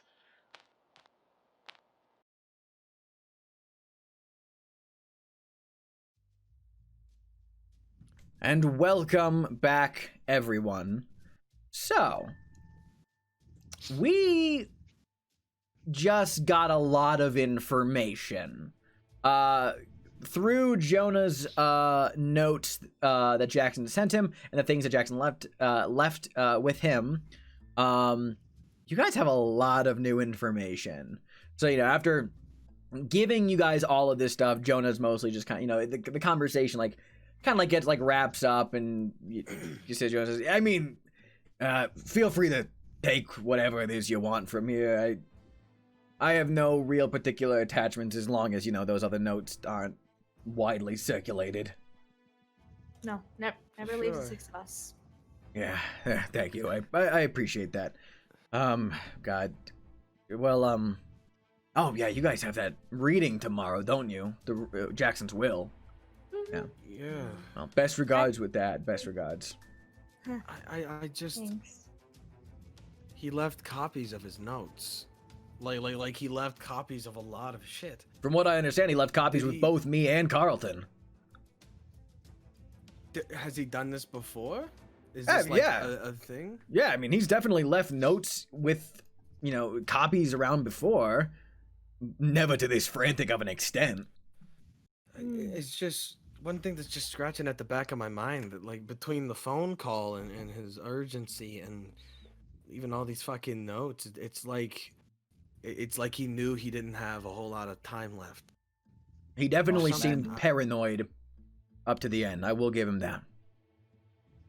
He God. He certainly sounded sure of himself when we were on the phone. Yeah. Terrible fucking business this is. God. And again, thank you for coming to the funeral. It meant a lot. And I'm sorry you had to see me blubber up there during my speech, but nah, it's... I mean, we were right there with you, so... It was a wonderful speech. Well, as I said before, you're never a stranger at Prospero House. Feel free to drop in whenever you want. If you ever want to talk about anything else, I can just tell that something about this is catching your fancy, and it's the exact look Jackson had in some cases. So, just be careful, but if you ever need any help, any advice, anything to talk about, I mean, Jackson may be gone, but we're still his family. So just let me know if you need anything that I can help with. And if you find yourselves traveling, let me know. There might be a contact or two I could put you in touch with, if in the event you head out. We end up finding anything else too. Yeah, of course. God. Thank you, Jonah. And he always talked about you in the best ways. Just want you to know that. Damn right he did. Kind of like fiddles with his glasses a lot and just goes, well, taps his desk. You folks get along safe, and again, good luck at the will reading tomorrow. Hopefully Jackson makes you all rich. Oh, wouldn't that be the goal? Fucking James. Yeah, James like looks, glances over at Sybil like, do we even need that? He knows that he please. Jackson knows if he's going to leave me anything, I'm much more interested in things that are not money related. Probably left you all of his arcane bullshit. Perfect. Maybe more fertility totems, huh? So wrapping up the conversation with Jonah Kensington at Prospero House, yeah, you guys, wrap up there, say your goodbyes. Unless there's anything else anyone wanted to say to Jonah. We good? All right. Yeah, you guys peel out from there. We'll quickly cut over to Rebecca. You've been stepped out of the office for like a sizable amount of time now. You kind of figure that you're not going back into the office while they're talking. So during this time, do you want to set up a meeting with Millie Adams? Yeah, that's gonna be the best use of time. Hell yeah. I will make this very brief, and we'll save the role playing of Millie Adams to the actual meeting. Very easily, you can call her. It's a Sunday, you call up her home, convince her to meet with some people who might be of some assistance. She is hesitant, but yeah, you totally set up a meeting with her later this afternoon, a few hours out from now. It's going into like early afternoon now, so like in a few hours. She wants you to meet her first at the Lafayette Theater, where you two together can meet these supposed investigators. Yeah. After the meeting at Prospero House, everyone leaves the office, and Rebecca and everyone else, you reconvene. So, the going there.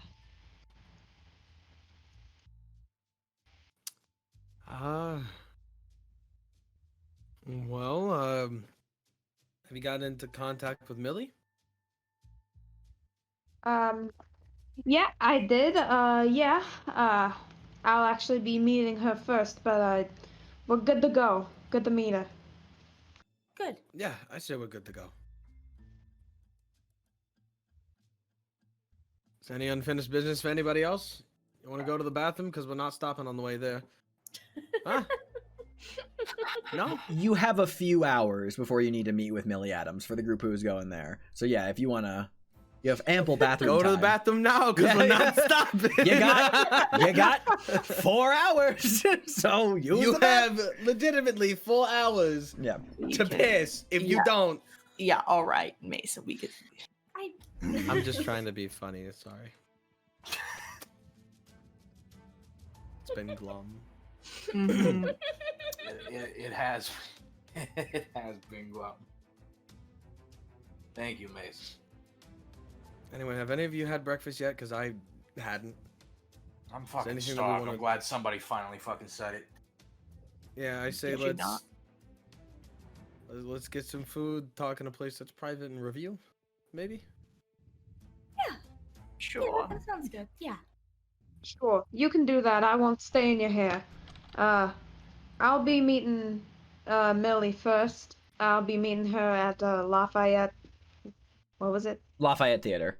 Lafayette Theater. Yeah, it's up in Harlem. Over on. Sorry, let me double check my notes. Over on 132nd Street and 7th Avenue. So that's up in Harlem. So Um, you're meeting her first, and then you'll set up a meeting after that. Then Are we gonna meet you We'll there? just I'll bring us together. Okay, okay. All right. sure. If you Uh, want to be around in Harlem, then that could work. I could maybe then bring us back to your place. So So just to I'll re-clarify the timetable here. So yeah, it's like around like this evening, like maybe around like 4:30. Millie wants to meet everybody at the Lafayette Theater. Just Rebecca needs to get Okay. there first. Like Millie wants to Okay. meet everyone at the theater at 4:30. Just Rebecca, she requested you to go there early. Just so like not even like hours ahead. Just like get there before everyone else. Just like so she can have someone there with her. What time is it? Right now it's going on about like noon. So like as you guys were wrapping it with Jonah, he was probably like getting ready to go to his lunch break. Okay. So we get some lunch. We talk things over. We meet up with Rebecca at Lafayette. Is there Kid sort of looks between the rest of the investigators and then at Rebecca. Is there anything that you would need help with, Ms. Schosenberg, or Help you. all right, we'll see you there then. Yeah, I'll see you there, Lafayette Theater. Right. Right. All right. We Sunil like looks at the group. We're getting breakfast. Yes, that's a thing. Or are we getting lunch? Breakfast for lunch, yes. Brunch, as they say. Brunch, as they say. Rebecca, Hmm. what's your favorite thing to eat for brunch? My favorite thing. Well, see, it's tricky. It's hard to get brunch because you can't have meat and dairy next to each other. So usually I go with eggs. I like eggs. All right, and how do you like your eggs? Oh, usually scrambled. It's the easiest to make at whatever time of the day it is. All right, and how do you feel about toast? Toast, good. Toast is good. All right, Toast. Good. thank you. That's all I needed. Thank you. Okay, sure. That was a very short interview, but glad I could oblige. Rebecca, we appreciate the help. Yes. Honestly. Hey. No, it's my pleasure, really. I know we got off on the wrong foot, and I'm sorry I called you a vulture. Everyone I does. do. I appreciate the help. Hey, it's no worry. Don't think too much about it. It's just, it's what I do. It's what I should be doing, and it's what other people should be doing too. Mason just kind of gives like a little nod, a little understanding nod. Yeah. So see you on the flip side. Right. Yes. Yeah. Yeah. She sort of See like you- backs see you on up, the like floor. walks a block, and then realizes she has to call a cab. God, what a fucking mood. God. It's like, isn't that like is it also like a mix of like you didn't want to like stand there awkwardly on the side of the road so close to them that you actually like walked 2 blocks up and then hailed a cab? Like you're just Yeah, like, pretty much. well, Like kind of glancing back. catch you like, are they still later. there? You walk off in like- the same direction. Like it's like, I'm sorry, is that Rebecca Schoenberg saying, "Am I being followed?" no, it's not. Yeah, well, she might be. So Incredible. she leaves, and Yeah. this was like, what? Why? Turns to Sue. Why? She didn't get to come to breakfast with us. I just wanted to bring her something later. It's not anything past that. This isn't like a plan that you're gonna get like everything wrong. Like the toast is gonna be burnt, and then the eggs are gonna be like No, sunny side up. Are you no, planning on, like, no, something like no. What I. the No, hell? I'm not saying thank you, we it's a- can't. I'm not saying we shouldn't poison her, but I'm I don't want to put. I'm not. This is genuinely an act of goodwill. She came with us all the way this far. I just wanted to get her breakfast. No. Okay, I was just like I was a little curious because like you know like you had said stuff about wanting to destroy her yesterday, and I was like, wow, that's a little strong. And I was very. Leave him alone. He just wants to do a good thing. He wants to do a good I thing. recognize that and I appreciate that. I don't want to fuck up her breakfast brunch order. I just assume. Listen, she's done things, but I genuinely feel bad going to get breakfast Just and make sure- not including the. Just make sure to get her OJ. She'll like that. Yeah, I was going to get us some OJ. She would like that. And if you also happen to include poison, then that would also be fine. So Sybil, on we're that not gonna note, poison her. you all go to a lovely nearby diner and get a nice brunch. Sunil, you get a doggy bag of eggs and toast for Rebecca Schoenberg to take to her later. Stolen plate. Stolen plate. Just No, stole this the this plate. is the 1920s, so I wouldn't be surprised if they actually they just wrap the plate for you and charge you extra for the plate. Like it is. Acceptable. Yeah. Dope. Yeah. Fucking sick.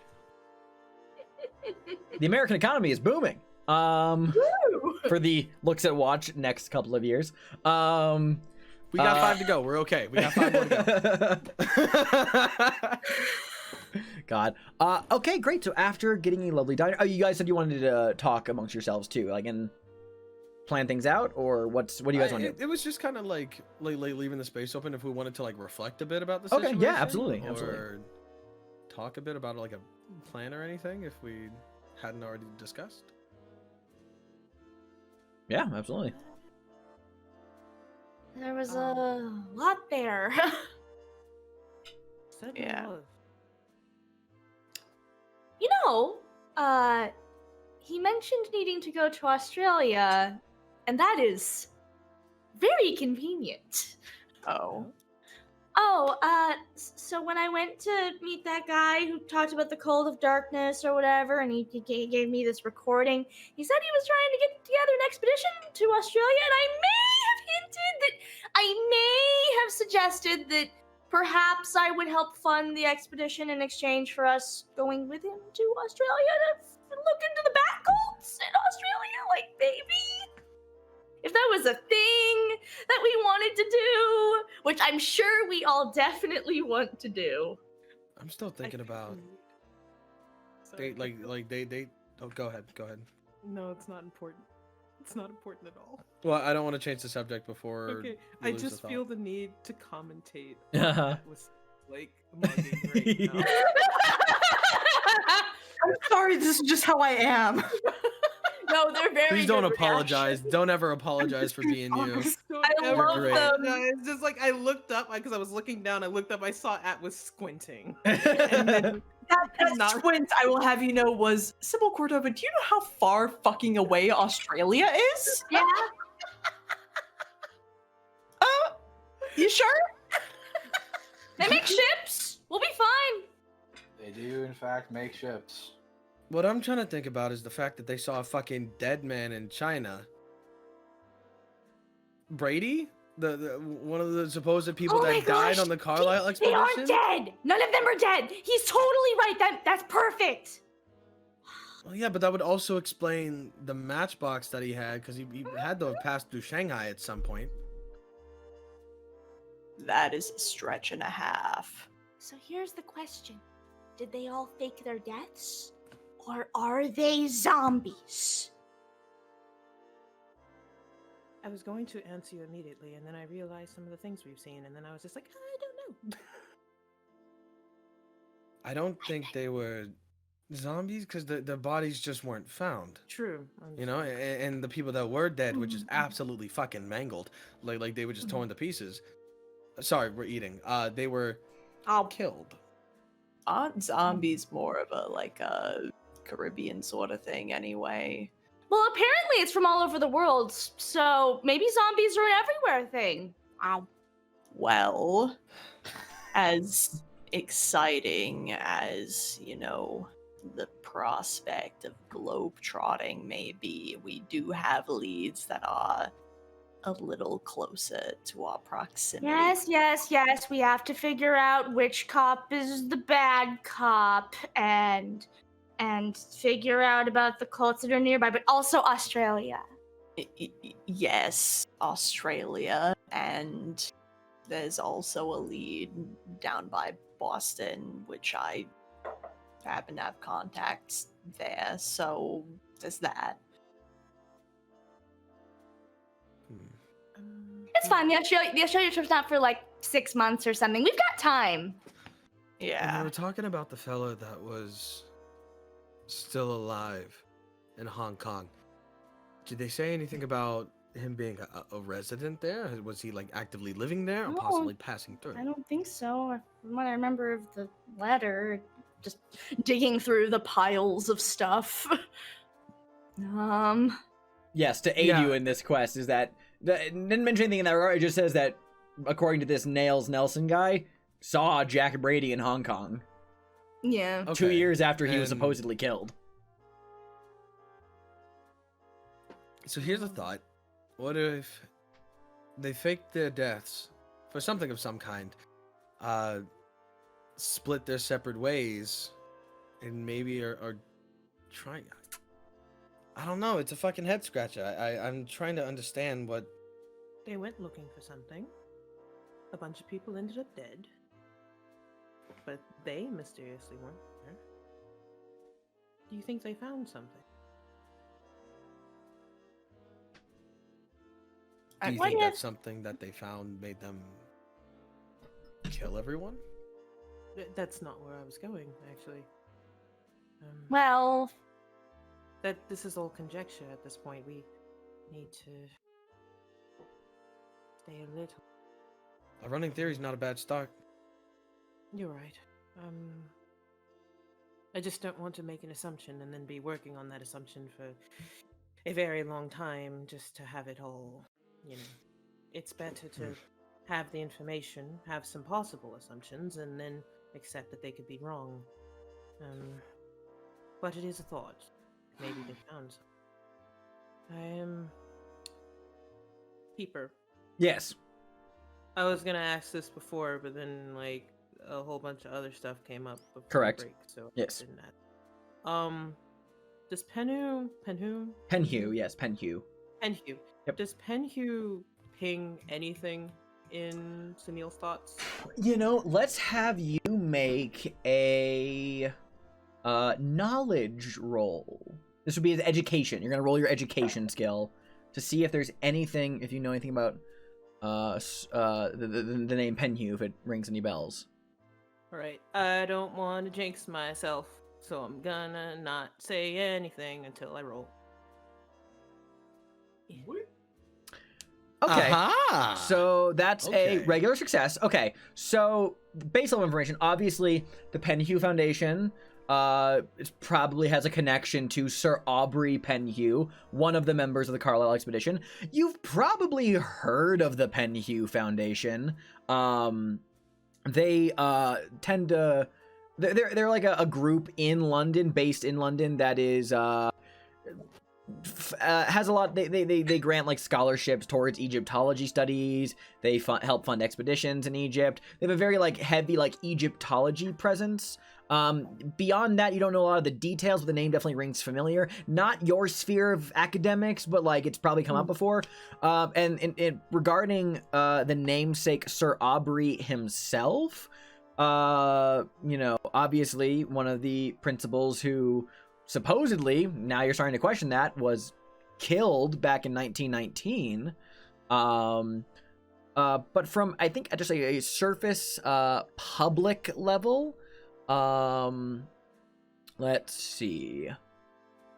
So he is the, you know, Sir Aubrey Penhew. He's the Baronet of Pevensey, up in England. He did, from what you remember,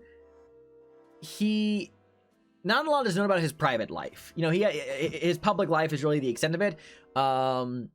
You know, his public life was pretty easily followed in like Who's Who, Burke's Peerage, etc. Those kind of publishings. I'd say with a regular level of success. I mean, you know, probably heard about him. He graduated from Oxford. He is a renowned Egyptologist. He is credited with founding several important branches of Egyptology. Made several important discoveries, primarily at Dashur over in Egypt.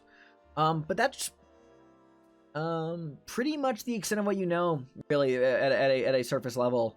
But yeah, I mean, the Penhew Foundation itself, just it has gone under a number of influential researches both in London and abroad. So you probably have like friends in the academia circles who have like, it may have gotten like involved with the Penhew Foundation through however many levels of removal. And they are responsible for the education of many brilliant and penniless scholars. So yeah, charitable foundation. Charitable. That is what I need to know. Interesting. Daniil relays that. Just, there's no reason for him not to.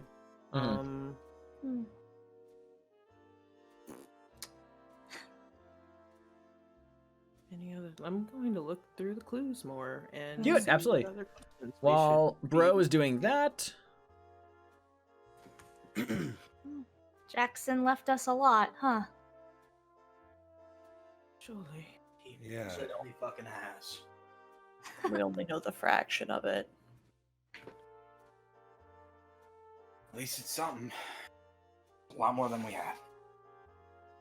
We were really the only ones, huh? Basically. I mean, we were the only ones that accompanied him when he went to Peru, and he saw some shit for like the first time of like solid evidence of real supernatural shit. And we were also with him when we saw more of it. Like, I'm sure we'd be the only people that he'd trust with this information to not just call him a fucking whack. He found us risking our necks just to try to save him. Yeah. For me, someone I barely even fucking know. For you, someone who you've gone through a life-changing endeavor with. Just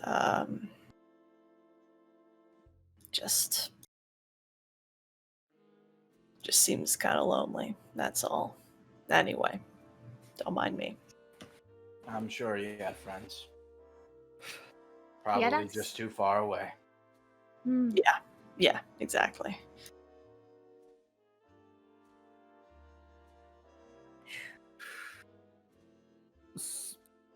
Fuck, what time is it? Just to make it clear, Sunil is nodding along, but Yes. I assume at this point, while people are like talking, just because this is exactly what I'm doing in this conversation, he's probably just like gathered everything from everybody and just has it on the table in like the most like respectful, or he probably has things out in the most respectful way he could probably manage, but like it's out and he's like doing like 2010s hacker bullshit, like holding up like a page, God. looking at it, you know. I'm sorry, this No, is like it's okay.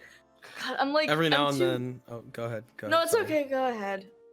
I was just gonna say every now and then, whenever Sunil's really focusing on a section, Mason just kind of like tilts like a paper, just a little bit so that it's off, in like a somber way that's like still trying to like be funny, but is like reflecting. He's just turn. Sunil, without even thinking, fixes it every time you do that. Like he just Sybil does starts so, like, also turning stuff. literally fixes it every time you do that. James- Does not even notice that you're doing it. James watches as Sybil reaches out to do it, and then just like reaches out, grabs her wrist, brings it back. Oh. How dare. See, because Sybil's actually perking up in spite, like, after the past couple days. Because listen, this is a whole ass conspiracy. This is the most exciting thing. Yeah. Yeah, hold on to that. Zombies! James. Yeah, what's up, We bud? might later when we're going to speak to oh my goodness, is Lemming. Lemming, thank you Lemming. very much, Kit. When we speak to Lemming later, remind me Black Wind, Bloody Tongue. Interesting. Black Wind, Bloody Tongue. Gotcha. Johnstone Kenyatta, who says the Carlisle murders may have been performed by the cult of the Bloody... Okay, yes, Bloody Tongue, etc. Kenyatta is also an interesting name for us to keep in mind. I apologize that I'm just going at this point, but, you know, it's... No, we appreciate it. unimaginable, inexplicable... There's another one I'm gonna remind you about when we're talking to him. From the first note. Many names, many faces. Same thing. Thank you. Black Wind, Bloody Tongue, many names, many faces. One more thing. And we are going to Harlem today to speak to Harlem specifically. Yes. Yes. And that's where all the murders are. Like, imagine the Pepe Sylvia wall, except he's not freaked out. Imagine an actually put together man at the Pepe Sylvia wall. Calm and collected. Oh yes, well you see, I have boxes full of Pepe. Carol! Carol! There's no Carol! God. So, In HR. I'm sorry. That lady doesn't exist. I'm probably gonna be doing this for a while. yeah, so you're y'all good. need to Yeah, cool. just move absolutely. on without me. So yeah, what after this delightful brunch do you guys want to do? Like, and I'm happy to jump around with different groups here if people want to go do different things. Fuck, You how have time to many- kill before you need How to move. much time do we have to kill? Like by now, listen, like a nice New York diner, things move pretty quickly. I'd say you got like a good maybe 3 to around 2.5 hours to kill before you got to go up to Harlem to meet with Millie Adams. Okay. Word. Hey, just a question. Yes? Emerson Imports. Yeah, that was the thing that I was trying. Yeah. Mason, as the New York boy that he is. Yeah. Is that like a recognizable spot, or is that just like a spot? I mean, you have an address on the card. Like, you mean, so while the area itself, while Emerson Imports itself may not be familiar to you, looking at the address given on that business card, that's along like the harbors, the waterfront. That's probably some kind of shipping warehouse. So like, that's an easy spot to find that address easily. Okay. And with Silas and Quain, I feel like this is improbable. I know. Would Mason recognize that name at all? No. Okay, cool. Just wanted to make. Yeah, no, you would not. I just want to poke these things just to. Understandable. I mean, if we do want to go quickly over to the area, since you know the streets and you know where this would be, we could ask for that name. Okay, yeah. I also wanted to ask about, do we have contact with, this is going to seem like a confusing character for the audience. Do we have contact with Terrence Gainsborough? I mean, he's over in London, so I mean, you could certainly wire him. You might not get like a response quickly enough, but sure. I mean, like you don't have his like personal like numbers, but you know roughly his place of employ. You could send an international telegram over to Terrence if you wanted to. Awesome. Are you sure you want to talk to us? I mean, Peru was a fucking mess, but you know, if we present to him something kind of happened, maybe we could just ask him a couple of questions. Maybe. Where is he? It was Cambridge, right? I think so. Oxford. Honestly, no, I'm not he's from entirely Cambridge. sure. Sorry, I'm thinking about the wrong person. I'm listening and not actually continue. Sorry. Wait, hold on. But I just wanted to... Terrence is from Cambridge, right? Yes. Ha! So, Sunil, real quick, how long ago was Sunil in college? Sunil went to college for a very long time. So actually, Oh not fuck, is that his long ago. professor? Would he have met fucking Terrence Gainsborough? I have to think that in the 4 years since somebody told Sunil about Peru, like this is Yes. not new information, but yeah, I think you definitely remember the name Professor Terrence Gainsborough from Cambridge. Like, so it's like, so this is not new information for you, but I wanted to bring attention to this because Sunil went to Cambridge. Ooh. God. It's all coming together. Yeah. So anyway. I'd like to kind of send a little 1920s text to Mr. Gainsborough. Telegram for Mr. Gainsborough. Telegram for Mr. Gainsborough. Yeah, what do you want to send him? And that's what I was also kind of thinking, All because right, I want to ask him oh. about the Penhue Foundation. Oh, but okay. I also wanted to like maybe update that Jackson died.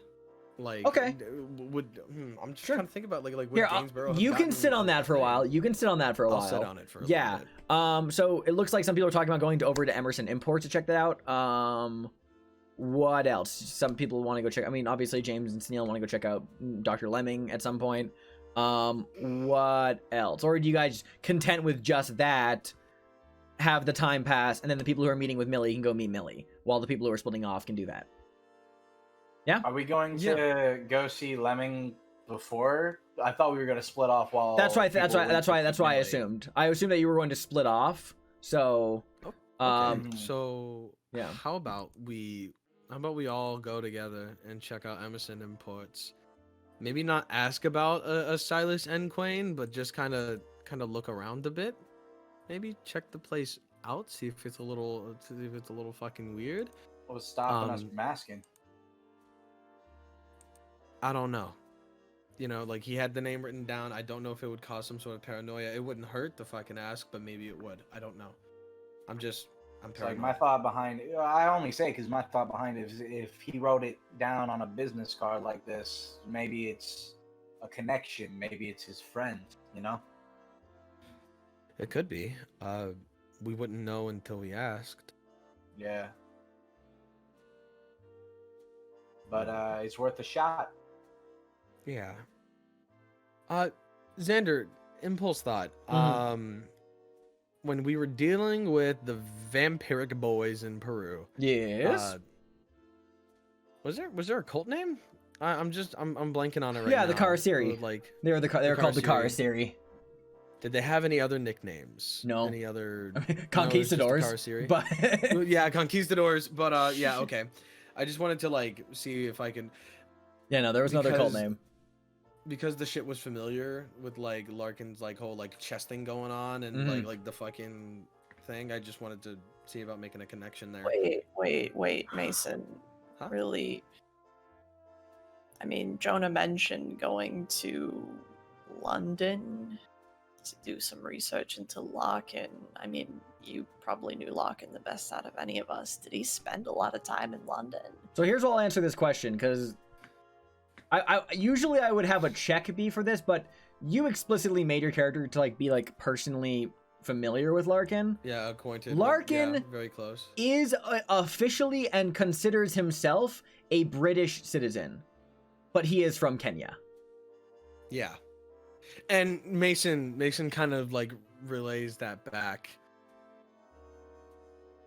So I mean, yeah, he's white. He's a white Kenyan-born British citizen.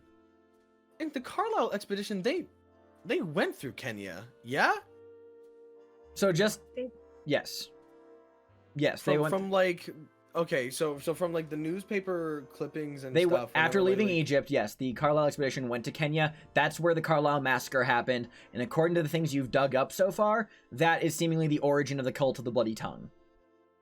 Beep beep beep beep. I'm starting to connect the dots. So if this cult that killed Jackson has anything to do with the Carlisle massacre, which I'm pretty sure that it does, and that has something to do with what happened before with Larkin, that would explain why he had a similar tattoo on his chest.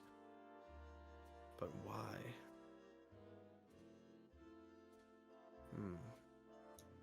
Many questions indeed. Mason's just kind of relaying all these immediate thoughts that he was bestowed upon by some otherworldly force just now. His consciousness. Is my conscious name the keeper? Yes. Yeah, he's relaying that information back. Cool. I'm good with proceeding with what we got. We have time to continue. Yeah. Here's what I'll say.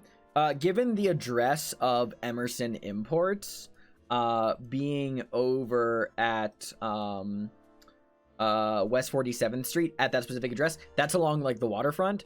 You guys are not. It's within your ballpark. So if you wanted to like move, go to there. Then you would have plenty of time to like beat New York. Because I assume because you have Sybil in your party, you're always taking cars. As much as a nightmare as the roads are right now. Sybil is like almost by proxy forcing you guys to get cars with her. Like she's renting okay, cool. Wait a minute, Mason lives in New York. Do you think at this point he not only knows how to drive because of Kit, he would have a car? He does not have a car. Fuck! Okay, never mind. And also, point of order, you took a train here. And speaking, you know what, that's right. Mason was living in fucking Hollywood. And here's the important thing I have to say. Speaking as a New Yorker myself, a New Yorker. Yes. And I can say that because even though I lived in New York City for like 4 years, I was born in that state. Yes. Nobody in their right mind owns a car who lives in the city. Yes. Thank you. Sorry. All the people, too much money. All the people who are driving. It's really hard to move. Exactly. All the people who are driving on the streets of Manhattan are either from New Jersey, from Queens, or hired services. So fucking tourists. Yeah, fucking tourists. Okay. Who are just very intent on bringing a car, and then you're just like, why? Why did you bring a car? Yeah, anyway, so, yeah, if you guys want, you can totally go to Emerson Imports and then just book it up to go meet with Rebecca and Millie Adams. Okay. Yes. What was his name? Lemming. Lemming, yeah. On 40th and East 40th and Park Avenue. So Emerson's on West 40th. And then he's on West 40th and we're in the East. In the East, okay. Yeah. Okay, that's what I wanted to know because I was just like. Here's what is easy enough to say. If you guys all want to go to Emerson, totally can. And then if the group who wants to go meet Millie wants to split off to Harlem, while Sunil and James just go across Manhattan to go to the Murray Hill Hotel. Great, that's how you can do it. Sound good? Okay. Perfect. Fuck it, let's just run. No, we are taking a car. Stop. You slip on a patch of ice and break your skull open. Promise? No, yeah, you could, But yes. it's being followed. Promise, he says. Yes. Great. All right. So yeah. It's decided then. You guys are going to Emerson Imports. Yep. Cool. All right, so making your way across the island of Manhattan, going from the east side over to the west side along the Hudson River. This is actually just outside of Hell's Kitchen. So Kit, familiar territory. Following the address on the business card for Emerson Imports, you come to this long, narrow warehouse building at the edge of the river. Loading docks located at both ends. People moving around here, like loading, unloading crates. A warehouse that is just piled with freight. And the address specifically on the card points you to this warehouse building and a set of these like small offices upstairs at the very front of the warehouse. Question. Yes. I know this probably isn't the case because the ones that we're looking at in the picture are passenger ships, but Yeah. do we clock any like boat names? I mean, you see some boats along the Hudson, but like, first and foremost, nothing that architecturally in New York City you've seen so far matches the buildings in the background of that photograph. Oh, wait, I forgot about the buildings. Okay, we're good. And also, I think Sunil is enough of a culture. I mean, this is not something I have to roll for. It's obvious to notice that in the photograph there are Chinese junks in like, so those are some Chinese ships in that photograph. Okay. But if you want to actually look into possibly identifying where the photograph was taken, you got the library use skill that you can always use at some point. So get back to that. Sorry, I just like my brain forgot there were buildings. Yeah. In the picture. And I will say, Sunil, if you wanted to look into that more like later, you do remember that the New York Public Library has a fucking backlog of National Geographic like stuff to look through if you wanted to identify where that is. But anyway, you guys pull up at Emerson Imports. Mason just dives into the water really quick. I'm kidding. Yeah, I know. He dies because it's freezing. Promise? Yes. Stop it. You get one more. Yeah, one more, kid. Comedy works in threes, baby. I'm never gonna say it for the next 3 months. God. So what do you guys want to do? Yeah, the offices up front, like upstairs of the warehouse. There are doors that go inside the offices.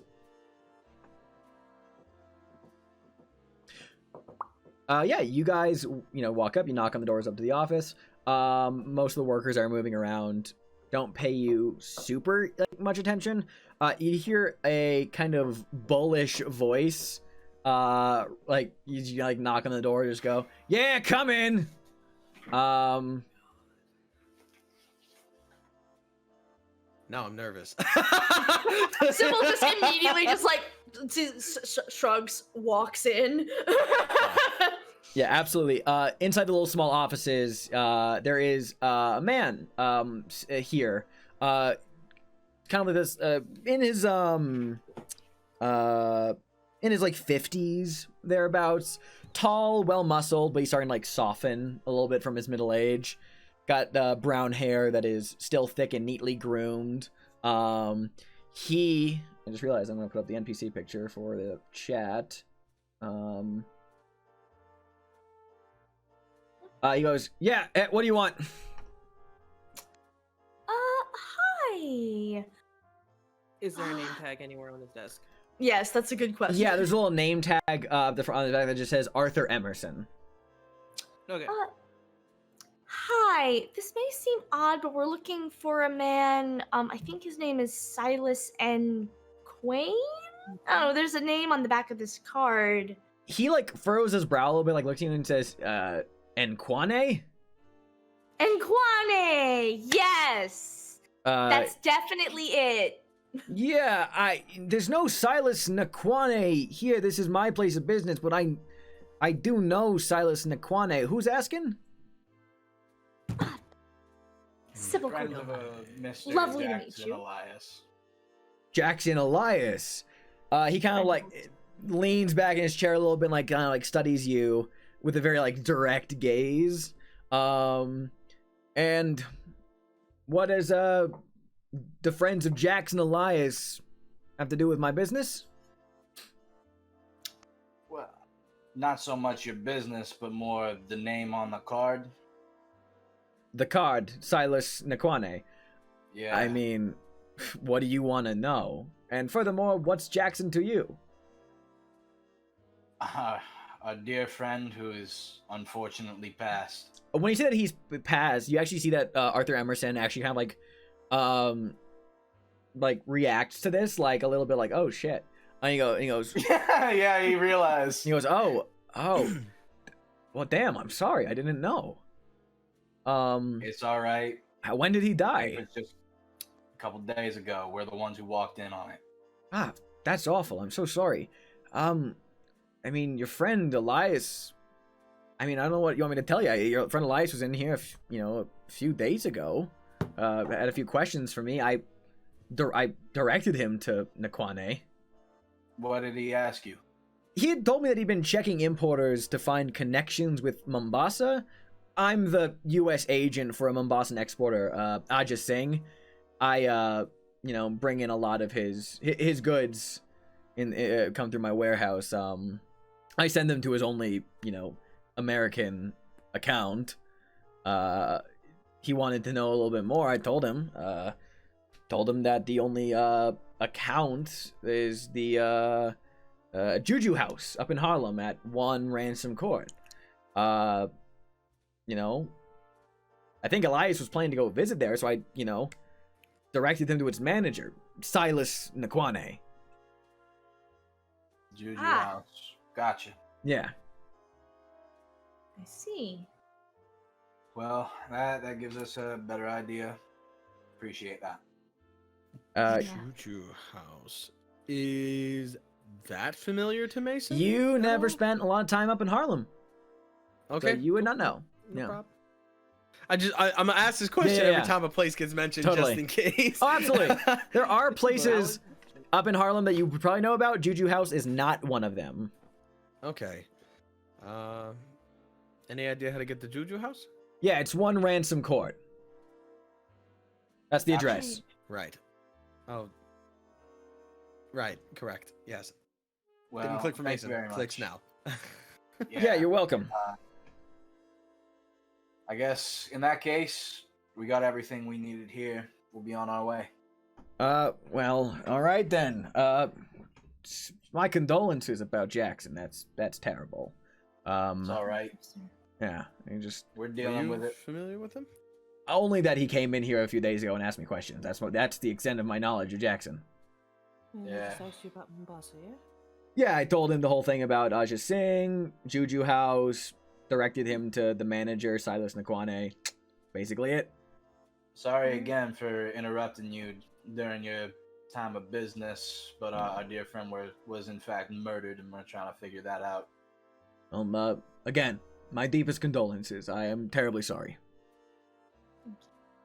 Okay. Okay. Well, It doesn't seem like he knows anything, right? Make a psychology roll. Yeah. I wanted to ask the question, but I You can feel also like do I it if keep you want. asking these questions You can also do it. for people. You can multiple people can make the same roll, and as long as one person succeeds, they all succeed. Usually you do it, but like I like to do it too. Down the board. Can Down I the just make board. one? Yeah, go ahead. Oh, did somebody succeed? Do I need to? I Everyone got- We succeeded. had 3 successes. I got Everyone a succeeded. Success. 2 hard Yeah, there's successes. no point. It just go ahead. Successes down the board. I'd like to see it. Yeah, absolutely. I'll say that, James Sybil Mason, very clued in. You're kind of like studying this guy as he's talking. I mean, yeah, he's being straight up. He seems genuinely like, gives the impression of a man who's like used to getting his way, doesn't scare easily. Genuinely like saddened to hear about Jackson's death, even though didn't really know the guy that well. Something mentioning Juju House and Silas Nakwane, something like seems off about him. Like there's something he has something like he's like keeping to himself after he told you about that. Oh, and but before we go, Yeah. just is there anything we should know about Mr. Nakwane? He kind of like looks like around and just goes, I mean, I'll tell you what I told your friend Jackson. I don't know what the fuck it is, but something about that Nakwane makes my skin crawl. But that's all the extent of it. It's just kind of a creepy old man. That's what I told Jackson. Just a creepy guy. Just a creepy guy. Creepy old man. Yeah. Is he genuine about saying just a creepy guy? Yeah, basically just from your psychology roll, it just seems like Nikwane somehow makes his skin crawl. Okay. Appreciate the warning. Yeah, you're welcome. Anything else at all? No, I think you've helped us more than enough today. Thank you very much. Sure thing. We'll go ahead and leave you back to your work. Yeah, you folks get on well then. Thank you. Creepy motherfucker. Okay. As we walk out, Kit sort of like turns to Sunil. Mombasa, isn't that in Kenya? Yes. I'm sitting here just like I'm trying to remember where Mombasa is because I'm just like glances at the screen, sees Xander nodding frantically. Yeah. Uh-huh. Pretend Sunil in character remembered that Mombasa is in Kenya. Yes. and He would. He would. As he would. He'd know. Yes. No. It No. is. He answered the question. He said yes. Yeah. Yeah. Let him speak. It's Mombasa is it's in Kenya. It seems like everything is pointing towards Kenya at this point. Right. I'm making a debate on whether or not I'm going to say this in character. I'm going to say it as me. I'm going to say it as both of us. It was really painful hearing you guys say "in Queen" so long. Yeah. No, wait a minute. So you Like, knew I've this been entire sitting here this entire time, like you knew this Who entire you- time and he didn't mention you wanted us to look like Nikwane. fools when we go. I tried. No, he tried to say it after Sybil said "en Quain." He was trying to say Nikwane. I did not hear you Yeah. at all. Like, I Which did is not very hear on you. brand for Sybil. I'm sorry. Were you trying to? Oh, I am so sorry that I messed up in Quain's name. My bad. I will do my best to not do that again. Sunil Pandey grabs his hat and throws it. He doesn't even go after it. He's like, "It's Sunil. Catches the And then hat. he goes and goes to get it. He walks over to grab it and puts it on his head. It's Sunil. on second syllable. Sweetheart, you should probably try to say the name right when we actually meet the man. I will attempt. I will do my best. The snow is Try. immediately You're doing like great. melting off of Sybil as it hits her face and little things of steam. Yeah, just hands I on shoulders. apologize. You're doing great. Yeah. You're doing Sybil. great. I didn't mean. It's a Sorry, surprise. I just wanted to make a apologizing. joke. I just wanted Don't to make- apologize. You're good. I appreciate it. Thank you. I will do my But best. Sybil, Yes.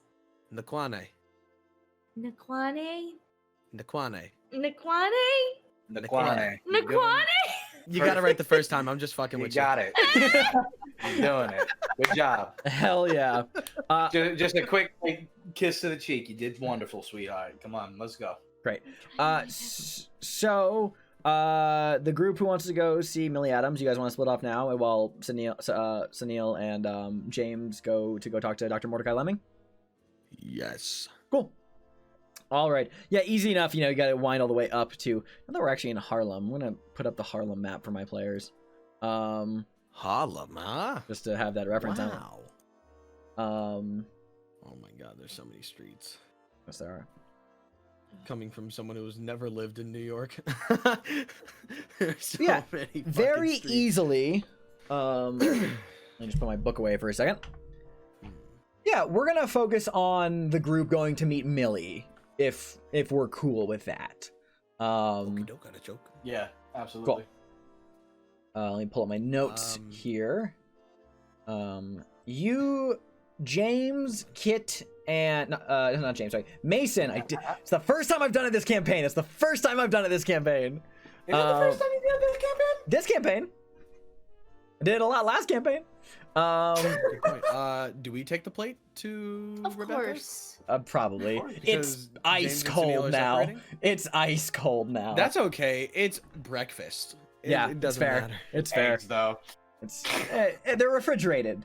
I mean, Breakfast. so it's fine. Yeah, it's Yeah, I fine. mean, like, Sunil, would you hand off your eggs to just whoever's gonna go meet with Rebecca?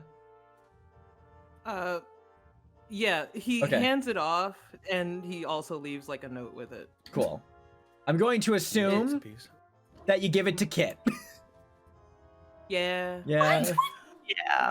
Deliberate.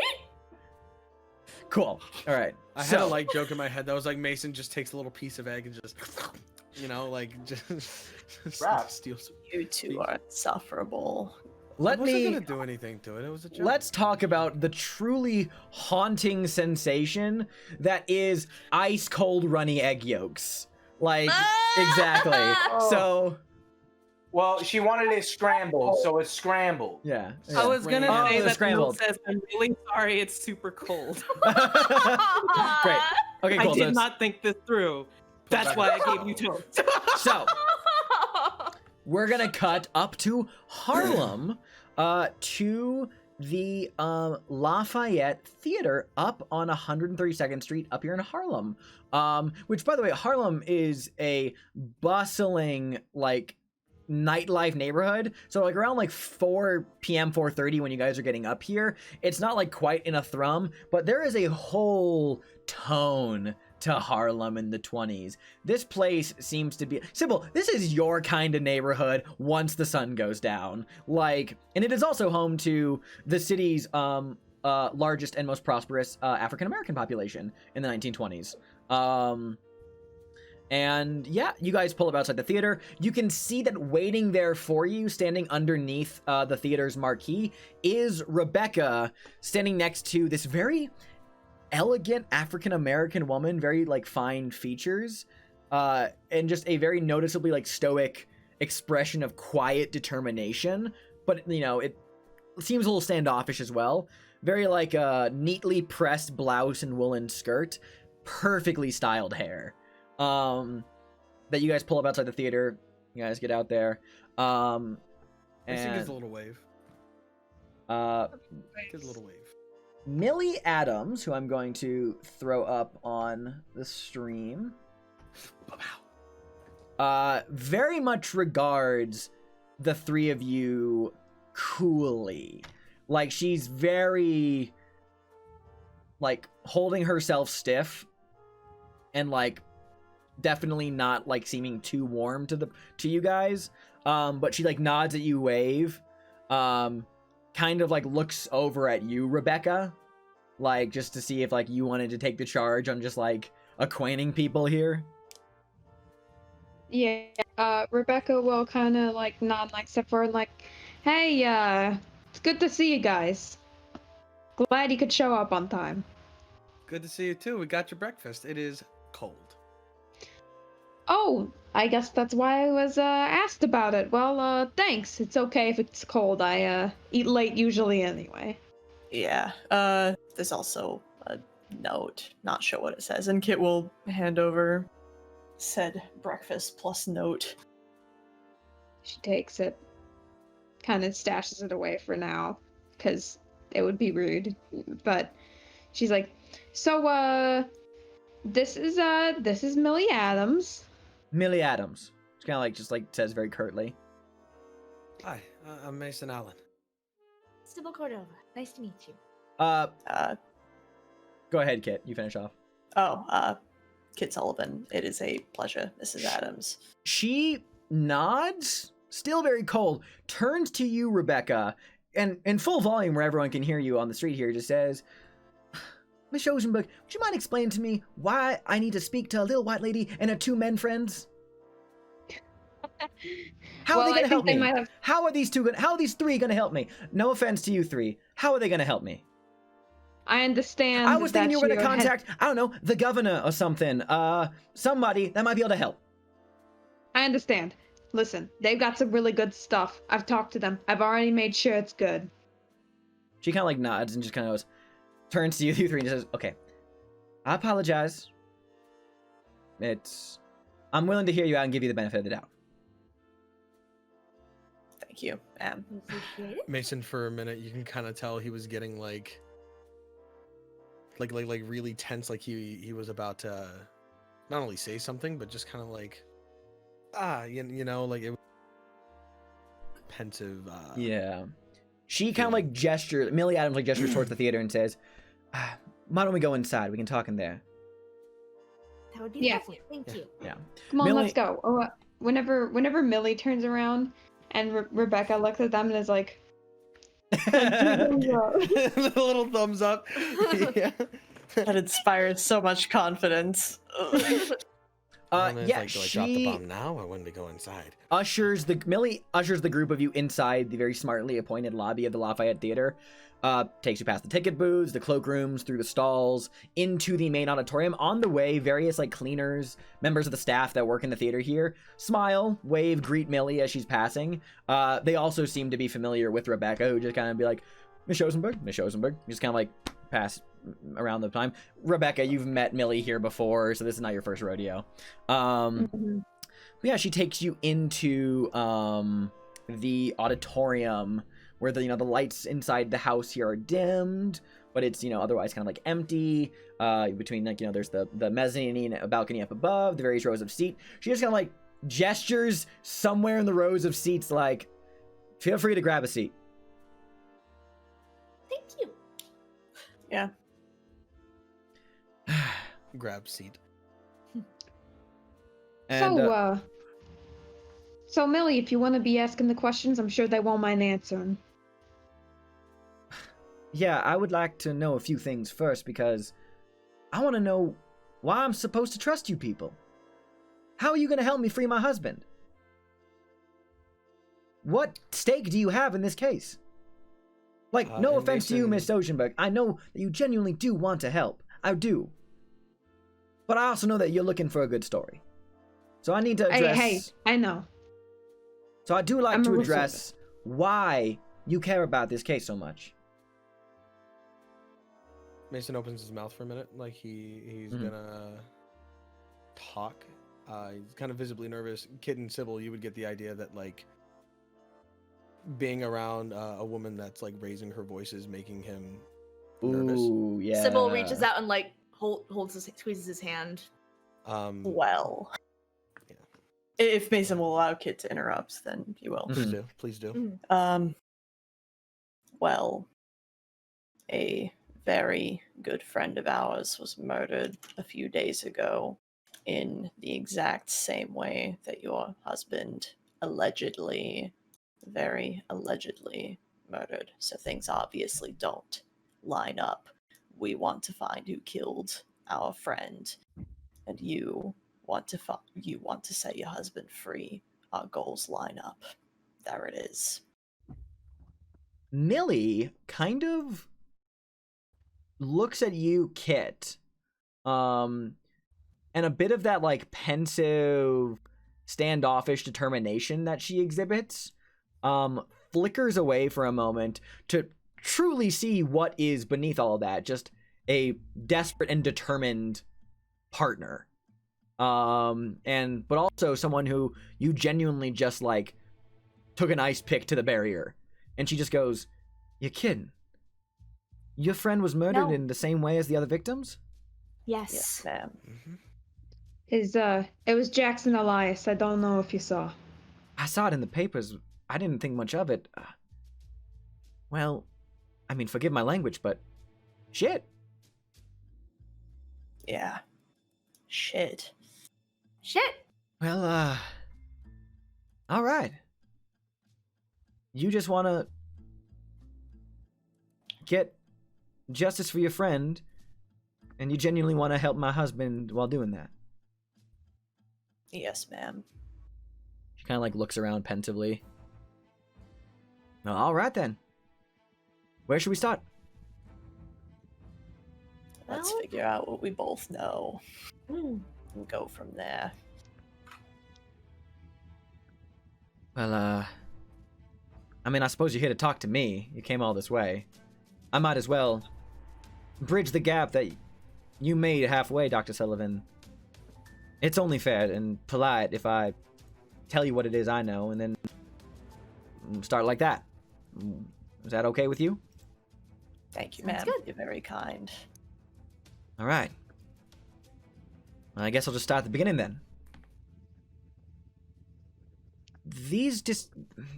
What you see in the papers is not only it's not the full extent of what's been going on. There's more to this case than just the 8 9 murders. Folks have been disappearing in Harlem for several years ago. Hilton noticed this. He got concerned when a bunch of Harlem locals started disappearing. And occasionally, steadily over time, the disappearances increased. So he, Hilton, my husband, got up a group of friends together. The folks he hangs out with at their usual meeting spot, their saloon. All of them would serve together during the war. They were all in the Hellfighters. They started organizing patrols to try and protect, the community. Alongside, also trying to figure out who was responsible. And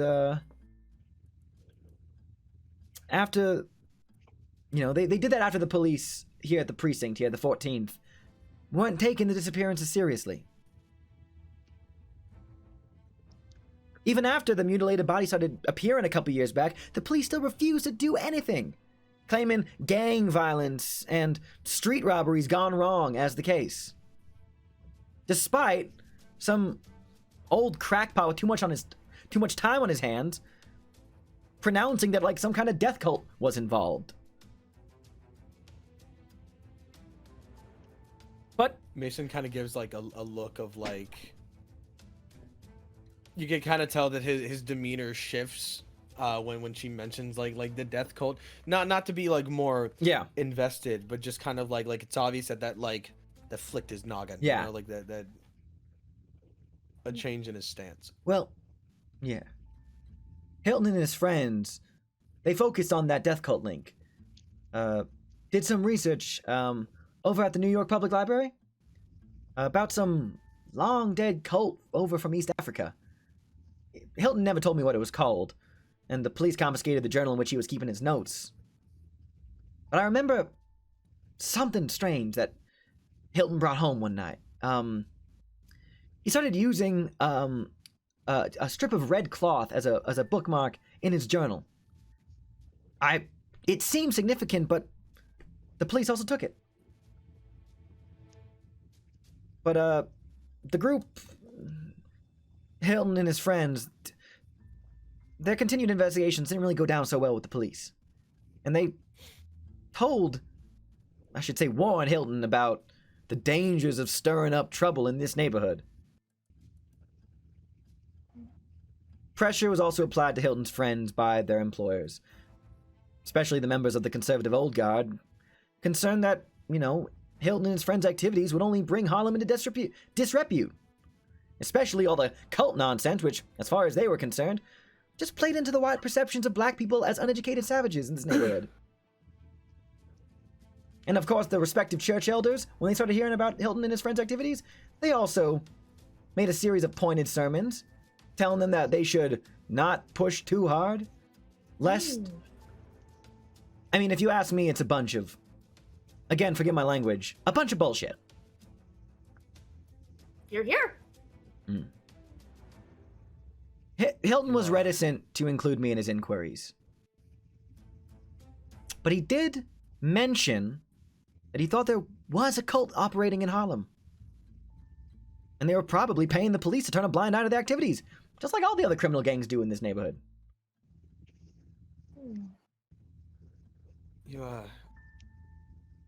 Your husband, and Mason thinks for like a second before saying this. Your husband might have been on a really solid lead. You think so? A friend that was murdered, he's very much into the occult.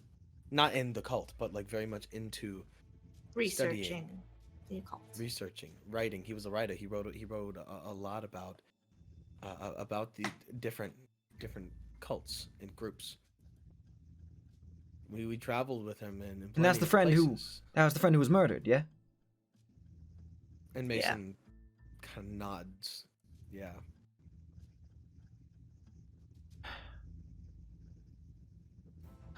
While studying this specific, or possibly this specific cult.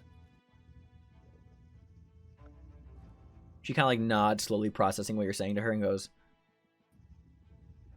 well, he certainly seemed positive about it. Definitely seemed like he was onto a solid trail. Right before he was arrested, not right the same night, but shortly before his arrest, I overheard Hilton talking to his friend Needham Johnson, one of the friends in his patrol group. He's a reporter over at the New York Age. Mentioned like a name to him. What was it? Juju House? Said something about a place called Juju House? Juju House. I feel like everyone's eyebrows just kind of raise like a, oh shit. Yeah, Mason's eyebrows did like the, oh, you know, like, Huh. Second time hearing that name today. You've heard about Juju House? Just today? We heard that it's a place. We don't exactly know what goes on with it, but we've heard that it's a place. It's a place where our good friend, our good late friend Jackson Elias was making inquiries into. Yeah, I heard the name and I was looking into it myself. It's an African art emporium over on Ransom Court. The manager's name is Silas Nakwane. I mean, I'll admit, I may have started watching the premises myself. Have you seen anything? Well, about once a month, 20 to 30 people file into the shop in the early morning. And I've noticed that the timings coincide with when Hilton and his friends used to go out on patrols. I've seen, it's a mixed bunch. I know some look like tramps and lowlifes, but the others look like the sort of people that, Hilton worked with in construction. Not like, I didn't personally recognize any of them, but like, blue-collar workers. People who work in construction with him. Yeah. One time I saw crates going into there at night. On one of the nights where there was a gathering, about an hour, give or take, before all the people arrived. Do you know what kind of crates they were? Did they have any symbols on them? Any sort of writing? It's very possible that it's just there's some like very exclusive speakeasy underneath Juju House. After all, there's a lot of those kind of places in the city, and the crates may just be like liquor or something. But I do have a feeling, a really awful feeling, that given the disappearances also seem to tie to gathering nights, there might be a more sinister explanation for what's in those crates. Have Hilton's friends, the folks he went on patrols with, are they still all fine and well? Or... She scoffs and like laughs a little bit, but in a mean, cold, angry laugh, and goes, "They helped at first where they could. So did the rest of the neighborhood. Until the money ran out, couldn't pay for any more legal defense. No, they've all but abandoned him, Hilton. They just spend their days now meeting over at Teddy's. They've all but given up on him." The only ones left here is Millie, me, you guys looking at this. Fuck. Where is this Teddy's? Oh, 2 blocks from here, not far at all.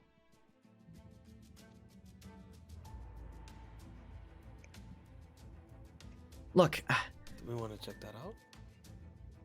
if you want to go talk to Hilton's friends, be my guest. I'm not going with you. But you're welcome to. Needham Johnson, Art Mills, Jackie Wallace, and Douglas Fells. That's the names. Hang out there in the daytime. Okay. But yeah, yeah, and then that's on. I should mention, by the way, I feel like it's relevant. I've seen other folks going into Ransom Court during the daytime, over to Juju House, like police detective types. Not necessarily unusual. I didn't see anything specifically, but it's not necessarily unusual, but it would not be out of place, I would think, for some detectives to pick up payoffs if they are on the payroll. If Hilton really believed that the 14th Precinct and their Captain Walter Robson, yeah, thoroughly corrupt. It certainly sounds like it. Well, that's the Cult thing. stuff aside, That's the they thing. wouldn't do anything about missing appearances. That's the thing. Hilton was arrested back in September. He was found standing over the body of one of the victims, a middle-aged white man in a dingy alley not far from the New York Public Library here up in Harlem. The police, apparently alerted by this guy's screams, claimed to have seen Hilton throw away a bloody knife when they showed up. The knife, Hilton's Army-issue bolo knife, was reportedly recovered from the scene and was the crux of their whole hack prosecution case against him.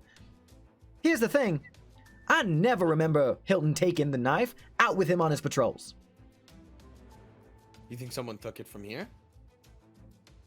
Police probably used it to frame him. I would not be surprised. So how'd they get the knife then? They searched the whole place after they arrested him. May have pocketed it when they were looking around. It I've wouldn't been even need to be his knife. It could be any Army-issued bolo knife is the thing. They're all the same functionally, visually. Well, again, that's the thing. Hilton took a gun out with him on his patrols. Never his knife. But the whole prosecution said they saw him holding the bloody knife that he threw away.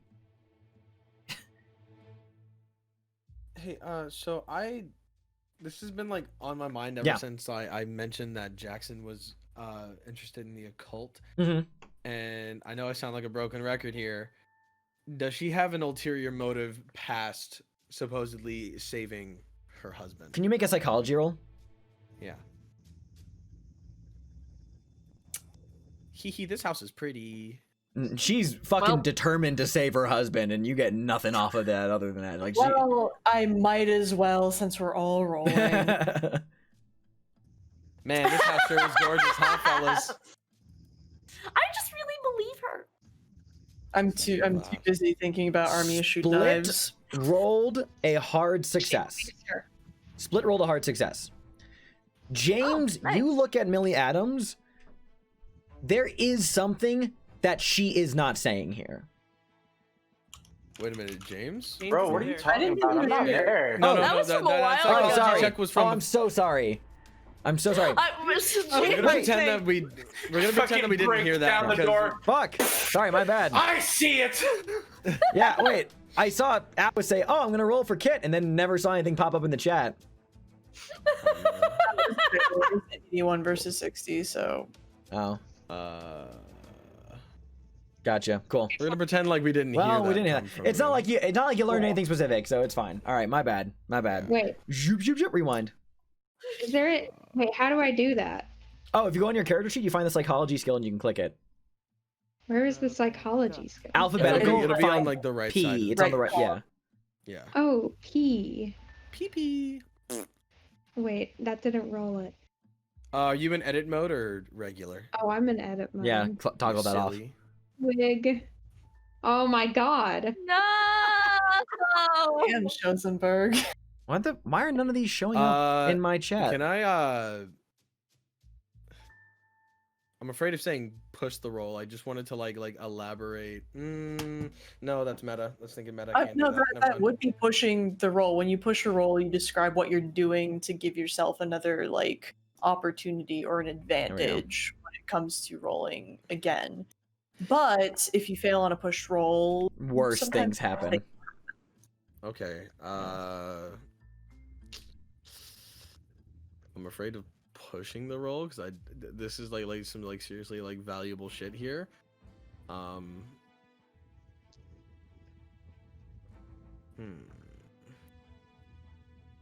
Okay, Mason just kind of like leans back in his chair, clasps his hands together, and he just kind of says like, "Well, is there anything else? Do you possibly have anything else that we might need?" That's not really enough grounds for a pushed roll. It needs to be more. He's not pushing the roll okay. at this I point. thought you were trying. Okay, like, gotcha. I'm gonna try to prod for more information, not through like a psychology way. Just kind of do you like want to give prod me for a info. charm or persuade roll? You'll need a hard success on this. Charm. Oh fuck. Okay. A charm or persuade. Fuck, a hard success. Yeah. I'm looking at both my charm and my persuade. It's Yeah. fuck Okay. off. Millie kind of okay. just says, I mean, that's basically it. That's all I really got. Okay. I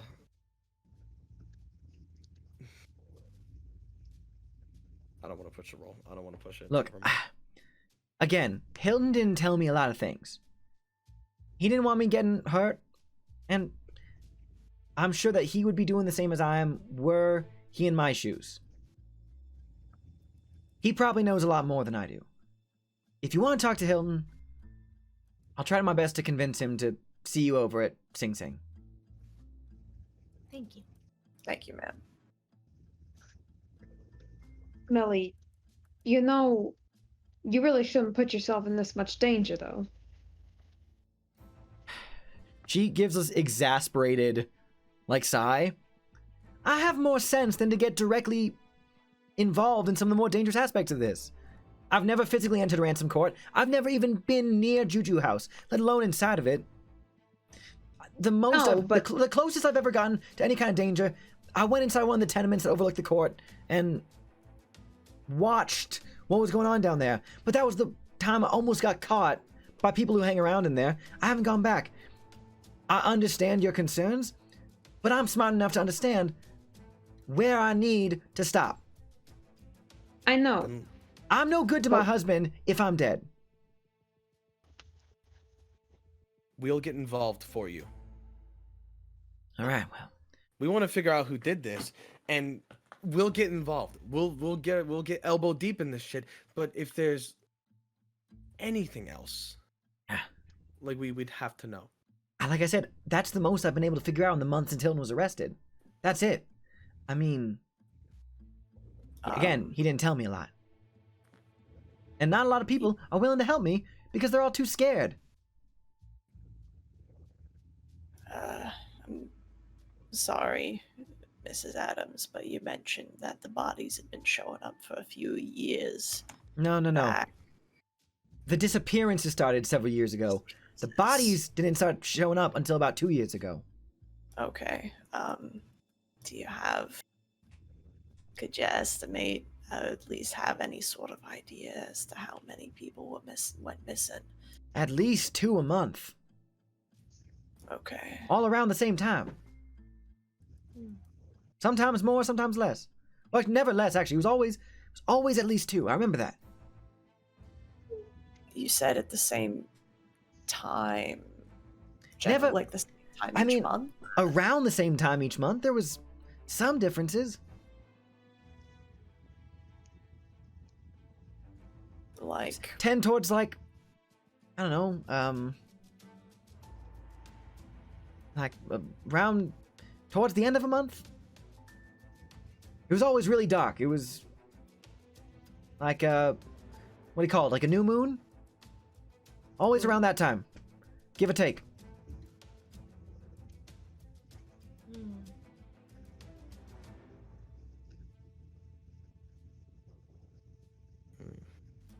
thank you, Mrs. Adams. Welcome.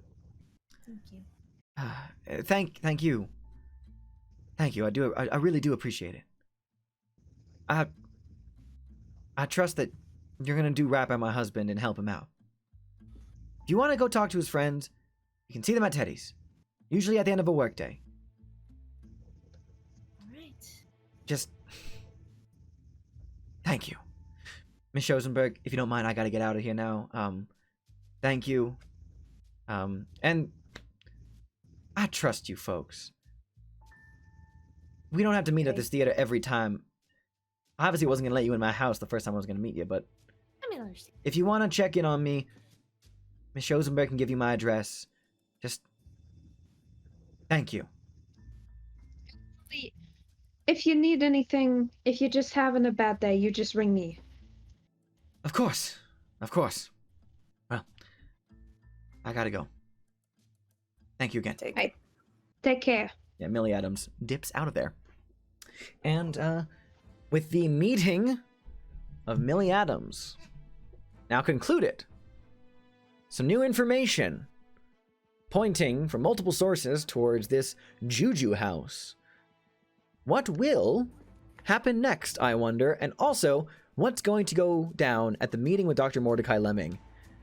Let's find out next week, as we'll call it here for tonight. So tune in for the next session, same time, same place. We look forward to seeing you then. And until next time, Cthulhu Fatagan.